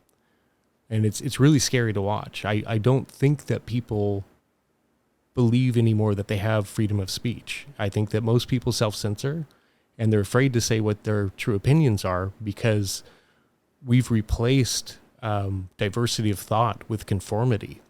We've replaced equal opportunity with equity of outcome. We've replaced may the best man win or best candidate win, whomever they are, based on their merit, based on their individual capabilities, their skill sets, their experience, their education. May the best person for this role win has been replaced with check the box. I think that right there is the one that resonates with me personally the most. Yeah. Because when you and I were coming up, if you didn't know what you were doing, people you would were just, out. You were, you were ridiculed, and then you were out. you wish you never even bothered with the charade, right? Because you will be exposed as a charlatan in our industry. At least that was the norm. But now I look at conferences, and everybody seems to be a charlatan, and it's super weird. I'll give you another thing that really stands out at DEF CON in particular. DEF CON, more so than Black Hat, seems to have been completely overcome by this woke mind virus. But it's a page straight out of 1984 where the whole goal of doublethink is to hold two conflicting ideas in your head at the same time while believing both of them. And here we have a group of some of the legitimately most skilled hackers on the planet who find holes in everything, including voting machines, and for years have been warning us about how hackable these are and how dangerous they are. Mm-hmm. And at the same time saying, nope, Joe Biden legitimately got 81 million votes, and there was no shenanigans. There's no ballot stuffing. There was no hacks of any type. So on the one hand, they're saying that everything is hackable, and on the other hand, they're saying nothing was hacked. And I find both of those to be in conflict with each other. Mm-hmm. So having looked at voting machines in the past and knowing a number of people who've done pen tests on them, not super secure devices, not even by like normal standards, let alone by the stringent, like what you'd expect, like highest rigors of computer security to be. Yeah. There's nothing trusted computing about it. Yeah. Well, I mean, even if you claimed there was, and maybe there are some, I'm not gonna blanket and say there's no one who's ever figured this out, because I have not looked at all of them. The tests that they were allowed to run, the third party, like go and run these tests, they basically just said, go in this room, and there's like 10 companies or something who are elected to go do this thing. Go in this room, and you have an hour to go do this pen test on this thing. But with 10 people who are all trying to do it at the same time on a single machine. And you're thinking, at least they sent the tech guy with them. No, they brought the sales guy who wants to burn through 45 minutes of your hour talking about the features and benefits and this is why we chose this color of button and blah, blah, blah, you know. And so the actual time any one person might have gotten the box might have been like 2 minutes or something. You're not going to get very good results. You know what I mean? And meanwhile, an adversary might have years to take a look at the exact same box. Or they might be part of the consulting team that knows exactly where the vulnerabilities are ahead of time. Yeah, so they can just exploit them as needed. Exactly. So, the only path forward here, like if we're serious about saving democracy, we need to go back to a system where we're voting in person. We prove that we're a citizen, that we prove that we are the identity that is voting. Okay, well, let's take voting off the table for a moment, and let's just extrapolate and say there's a group of people who really want us to believe a thing. Why? Why do you want me to believe that so bad? I mean, I don't understand. I don't want you to believe things so bad. Belief is weird. Why? Though, because like it's kind of religion. Like and asking me to believe in the sun is like a weird thing. Like you can talk about the reality of the sun. You can say, yeah, tomorrow I expect it to be up about this time. It's warm when you go outside when the sun is up. like we need to work in the world of provable reality. Like belief is not something that I want associated with voting. Yeah. This has always seemed very strange to me because I don't want people telling me what to think. No. I don't like editorials. I wrote this very long post. I think it was on Facebook at one point. It's basically like how to read stuff in 2020, I think, or 2021, or I don't know what it was. But it's basically like if it's an editorial, if it looks like an editorial, if it's got like I think or I or we or what, if they're editorialing themselves or, you know, they're using question marks in the title or anything, like these are all like obvious signs that this is definitely an editorial and you should skip it, which basically cuts down on your reading by probably 9/10 at this point, which means that 9/10 of the stuff online is unreadable because it's somebody trying to convince you of something. And I'm not saying editorials don't have some value. I'm not saying there aren't some editorials that are amazing and truly worth reading, but not as news, not as actual fact, not as like I learned this incredibly important detail. It's like, no, you have to say, like people are like, so-and-so doesn't care about blah, blah, blah. It's like, yes, someone in the world doesn't care about the thing you care about as much as you care about the thing.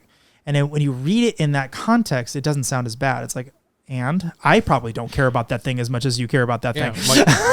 My daughter likes strawberry ice cream way more than I do. Whoa. I know. How can you live with yourself? It's crazy. And I don't want to trivialize it too much, but at the same time, it does seem silly that everyone's trying to get you to overreact and the whataboutisms and like, and like, I frankly don't care because most of these things actually aren't that meaningful to my day job. And my day job, up to the point where I was fun employed, was all about protecting people. And I don't care how I get there. I don't care whose tech I'm using. I don't care where it came from or whatever, as long as it works, as long as I can prove that it's going to work. And once you get into the true sense of meritocracy, where you're really just, I only want to care. I only want to talk to people who know what they're talking about. Yeah. I don't care what you look like. I don't care your skin tone, who you like to sleep with. I don't care about any of those things. No. The only thing I care about is, are you good at your job? You said it beautifully. I can't imagine when we first started going to this thing. I mean, there was every race, color, sex, creed, everything, and everything in between. Everyone looked like whatever they look like, and you're like, this is. kind of a freak show, but it's great. Yeah. It's great. I mean, you learn. The crazy troll guy just taught you something. Yeah. That guy who looks like he's like straight out of a prison. Like, I mean, he's amazing. Like that guy really knows what he's talking about of this one particular area or whatever. Covered in literal prison tats, not like like face tats, teardrops, like teardrops, and like, oh wow, that guy actually knows a lot. Like he's great. I think there was this point, and I'm not saying this contributed to it, but I'm saying it's kind of an endemic of the problem, where they were like, you can't talk to anybody who's a hacker if you want to get your CISSP, for instance, which is a certification. I'm like, what are you talking about? Like, what do you mean I can't talk to a hacker? Like, they're the people who are actually making this industry work. Like, they're the ones finding all the vulnerabilities. And like, I consider myself to be a hacker. I ran hackers.org, for God's sakes. Like, I mean, I see them as professionals that are, in some instances, better at their job than we are at ours. Like they keep us employed. I obviously have an opposing outcome. They being hackers. Yeah. I have an opposing outcome that I'm driving for, but they're doing their thing. I once had breakfast with somebody who they confided into me what they actually do. This was back in the era of those pop-ups, those terrible pop-ups on Windows that gave Sorry about that. Yeah. And he's like, yeah, that's what I do. And this is how much money I make. I'm like, well, you suck, but obviously you're good at what you do because it's happening everywhere. But yeah, I think that we can still learn from them. 100%. Yeah. So my kind of standing offer with people I meet who are along that line is I'm willing to talk to you about whatever, like the true sort of, I hate to use the word because I think it's kind of been co-opted by somebody I may not want to align myself with, but the gray zone, that weird middle area where it's probably ethically at minimum questionable or maybe even black, but it's dual use and or is fully black, and I know you're using it for a bad purpose and you just want to talk to somebody. Like there's somebody out there who will listen to you and won't put you in jail and will have a true intellectual conversation with you and maybe even introduce you to people you might want to meet. I'm willing to provide that service, minus the fact that I will definitely come after your technique. I will go after what's making you money. Yeah, I'll try to create a solution that makes what you're currently doing not possible. Right. Yeah. Right. But I won't put you in jail. I don't care about putting individuals in jail. Like I just want to make the thing not possible. Right. Yeah. Right. Because I think that's the true choke point. Yeah. So back to meritocracy, like where do you see this going? Do you think we're running a corner, or do you think it's like full on like head into something that's very different? Like where do you see things going? If enough of us hire and develop the best talent available, like I'm totally open to expanding your talent pool. Truly do interview and take resumes from as wide of a candidate source as possible so that you are given an equal opportunity. But if you hire the best, if you train the best, if you promote the best, your company is going to do better than other companies. And the companies that figure this out are going to have higher stock prices. And eventually this can sort itself out. The only thing that makes me pessimistic about this outcome is companies like BlackRock and this incessant ESG play where they're essentially forcing this communistic, false metric on all the major companies. They own so much shares in all the Fortune 500 companies that they're essentially beholden to their whims. And their access to capital, cheap capital at correct margins, is based on their ESG score. So everybody is forced to play along and play nice with this, but it is not actually in their company's best interest. It's not in their customers' best interest to do so. So I don't know how it's actually going to play out, but I'm in the back of my head, I'm super hopeful that somebody with startup type capital can create a company that goes back to merit. Well, okay, from a true capitalistic perspective, why isn't there a BlackRock 2 kind of, who doesn't have ESG and says, I don't want any of that crap, and if you touch it, Well, you look at people who give lip service to trying to do it. Vivek, that was what he was known for before his, presidential candidacy. But, the more we're learning about him, the more now I question if his company is as anti-woke or anti-ESG as he claims it to be. But you're right. There isn't really an alternative right now. And I think that's what we're all longing for is an alternate economy, a way for us to align with people who don't hate us. And so there are other people that are trying to build this alternate economy, but it's still very much in its infancy stage. I would have trouble trying to put you in a particular category because I've seen you through many versions of you. Yeah. But where would you say you fall? And if I were to guess, I would say like true libertarian, like Le Liberté version. Yeah, I'm an old school liberal. I believe in freedom. So I don't care who you are or what you stand for. If you're trying to steal my money and do things with it that I don't agree with, I'm going to have issue with it. Whether it be government or a black hat, right? Yeah, pretty much. Yeah, like my work product, I get to say what happens with it. But giving freedom means not just freedom for the things that you like. You got to give people freedom to be whoever they are, even the things that aren't your cup of tea. Right. That's what freedom is. True freedom. Yeah.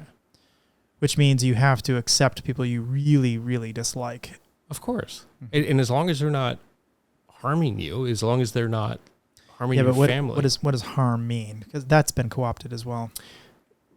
Sure. Let's use a really easy to explain example. If you're not physically assaulting me, yeah, I would consider that not being harmful. If you're not trying to co-opt my child's education with nonsense, we'd probably get along. But as soon as you're trying to force your opinion onto me or my family, I think that's where lines start getting crossed. Mm-hmm. So what next? What is it? What do we do? For me personally, my family, we got off pretty much all social media 6 years ago, and that's why I've been tagging you in everything. No, like my friends find me on Signal, where we hang out in person, and I wake up every day and try to be a better person, and I'm done being angry. I went through the whole. When I was in high school, I was Republican, then I went libertarian, then I was like an anarchist capitalist, not like the fake anarchist, the communist, because I don't know how you can be an anarchist and a communist. That's such an oxymoron to me, because communism is ultimate government, ultimate tyranny, ultimate control. So if you're a communist, you're by definition not an anarchist. But anyhow, I was an anarchist capitalist for a little while, and now I don't even know what I am. I voted for the first time in 20 years, I think in the last election cycle, and I'll keep trying it, even though in Washington State our vote doesn't matter, because we have complete no accountability whatsoever with our vote. Mm-hmm. But I'm going to keep doing it, just why not? Sure. But the rest of it is just talk to people, engage with people. So how do you do that? Like, what's your way to meet more people? This is mine, right? Yeah. Some people that I know well, you're a great example of that. Other people I might have just met that day, like I'm coming in very fresh. I mean, I know I've done a lot of research on them before they walked in the room, so I'm not fully uneducated, but as in terms of their political beliefs or ideologies or whatever, they might be completely opposite of any stance I might stand on any given issue. Yeah. So how do you go about making sure that you're not in an echo chamber? Well, I mean, I can tell with my friends that there's certain topics that, maybe we don't repeat every time we hang out. It definitely, hit a nerve with them, but you keep hanging out anyway. And, like I remember in the 80s, dating myself a little bit now, mm-hmm. Remember in the 80s, the etiquette was you don't talk about, money, religion, politics, mm-hmm. and you focus instead on the things that you actually have in common. Now that's all you talk about. Unfortunately, it is, but like, I don't. I try not to. Like, occasionally I might throw in something, and I read the room to see if anybody's interested more. But or laughing. Yeah. If they're into it, you can go deeper. But like, for the most part, I think we just need to remember that we're all just doing our best. We're all humans having a human experience, just trying to find happiness and joy in life. And if you focus on that, and you focus on people who are focusing on that, I think it's going to go better. Mm-hmm. Yeah, I'm pretty worried, man. I'm pretty worried. Yeah. It's so my very like crazy right wing friends are telling me things like, Robert, don't worry, because effectively what's happened is the majority, which is the center actually, not where he is, or the people I'm talking about. There's actually multiple saying basically the same thing, but the majority are much more normal human beings than you're thinking. Yeah, the 85% in the middle are chill. They're very just normal people, and they're tired of this conversation. They're really tired of it. Yeah. And the left has pushed very, very heavily in a direction that the middle doesn't understand. They don't get it. They don't like it. They don't want it. And it's starting to appear in things like Disney outcomes, for instance, like or box office or whatever. But also in other places, like people are just like, I'm not going to work with this company anymore. They're reaping what they sow though. Like I'll tell you when we hang out afterwards the full reasons why. But I canceled my Prime membership, and I will not give Amazon another dime. I won't give Disney another dime. We vote with our dollars and our time more than we vote with the ballot. Mm-hmm. And this is what I mean about the alternate economy. Like I'm at the point now where if a company espouses things that are harmful to me or my family, I'm going to stop giving them money. Mm-hmm. And I think that's the only sensible thing to do. And even if it's less convenient for me to live my life without 2-hour shipping. But you're saying that as a previous Amazon employee? Of course. You're not going to use Amazon Prime? No, not until they change their company, what matters to their company. Interesting. Yeah, like, and again, I'll share with you afterwards Sure. exactly what was the tipping point for me. But it's clear that my morals and my stances and theirs are not aligned. And I can either keep funding people who don't seem to have my best interests at heart, or I can save that money for somebody else. I hope companies can get out of politics. I hope companies can go back to just being excellent at what they do. Every company I advise, I'm like, just avoid this conversation because you just halved your market either direction you go. Like, why would you do that? I love Michael Jordan his classic quote on this. He because he was selling all those Nike shoes and people wanted him to be more political, and he's like, hey man, Republicans buy sneakers too. Mm-hmm. They sure do. Yeah. They can't jump as well, but sure. Yeah. That's why you need the shoes. Obviously, the pump action. Yeah. Yeah. Oh my gosh, pump! Boy, that dates us both right there. Yeah. Okay. Well, do you want to talk about Snap at all? Do you think that it's worth talking about, like the ATO stuff?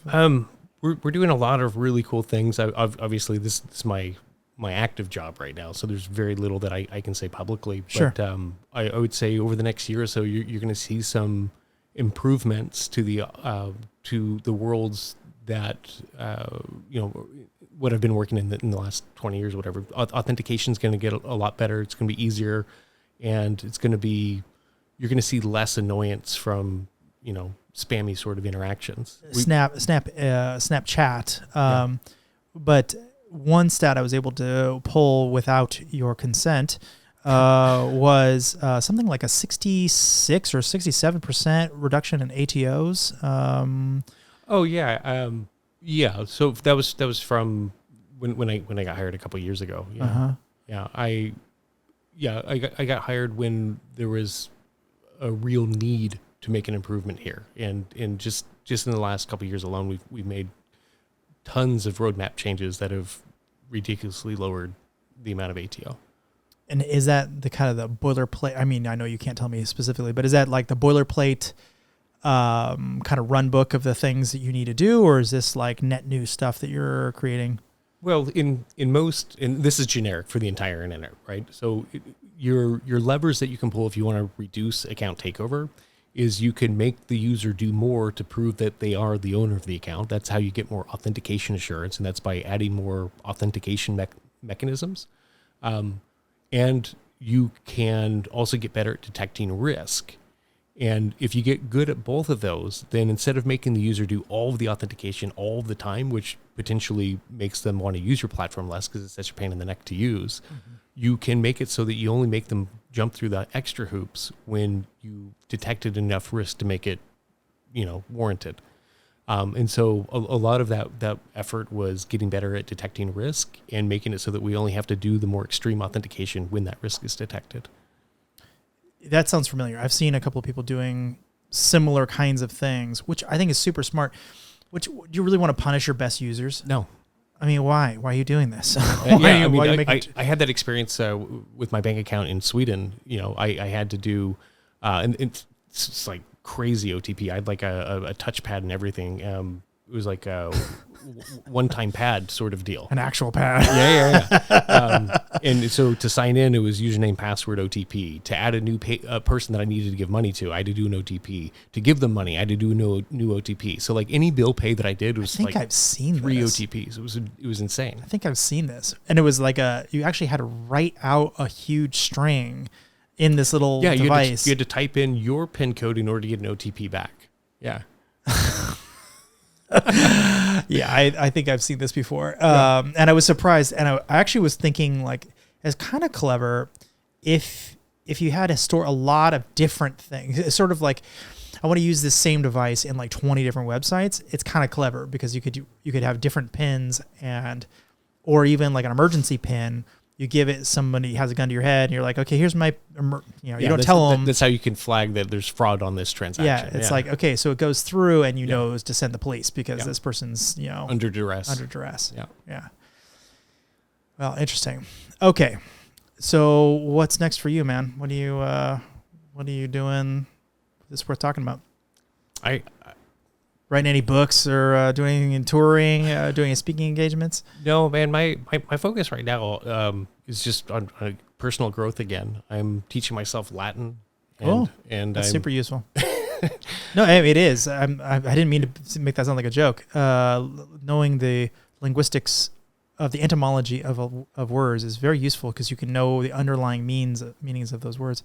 There's that aspect which is worth it by itself, but what I'm finding is that there's such precious little time that you have to articulate a problem statement and to articulate what we should do about a problem statement. And when you can speak with precision, brevity, and be understandable, it's such a gift. And Latin forces that level of concise thinking. And so from that, I'm getting a lot of enjoyment. That's cool. Yeah.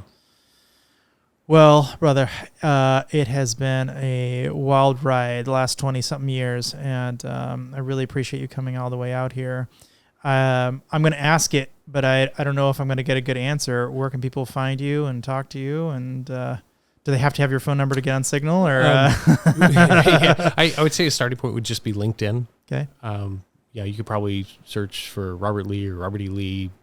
Security or Snapchat. There's lots of different ways you can find me, but I think I'm Robert E. Lee SEC, for security. Yeah. Hey, I've got a question real quick. Yeah. Any relation to Robert E. Lee? Not direct. I mean, my dad's from Texas. My mom's maiden name started with E, and so that's where I got it from. They just couldn't resist. But yeah, no. So your parents played a joke on you. Pretty much. Yeah. And it kept going and going. That joke kept going. It was funny until like 4 years ago. Then it stopped being funny. Well, there is another Robert Lee in infosec. Oh, there's a few of us. There's Robert M. Lee. Robert M. Lee is who I was thinking about. Yeah. And he's pretty well known. Oh, he's incredibly well known. Like, what is it, Dragos or whatever? Yeah. For long, before I changed my phone number, funny enough, like a bunch of people who knew both of us would accidentally write me when they're trying to write him. Really? Yeah, so I would something like other Robert. Other Robert Lee. Yeah. Oof. Yeah, that's tricky. Yeah, I don't get that one, but I've had a couple of similar name collisions that are like Robert Hansen the Spy. There's a guy who does bathroom rights in Santa Barbara, California. I get that one sometimes. There's a serial killer. There's a serial killer named Robert Hansen. That was useful when I was dating. Nice filter there. Maybe there's not a first date. Yeah. I'm like, well, if you're too dumb to not look at the photo, I probably shouldn't date you. That's a noise gate. Yeah, a little bit. Yeah, exactly. All right, man. It has been a pleasure. I appreciate you coming out. My pleasure. Thank you for having me. Thanks for coming.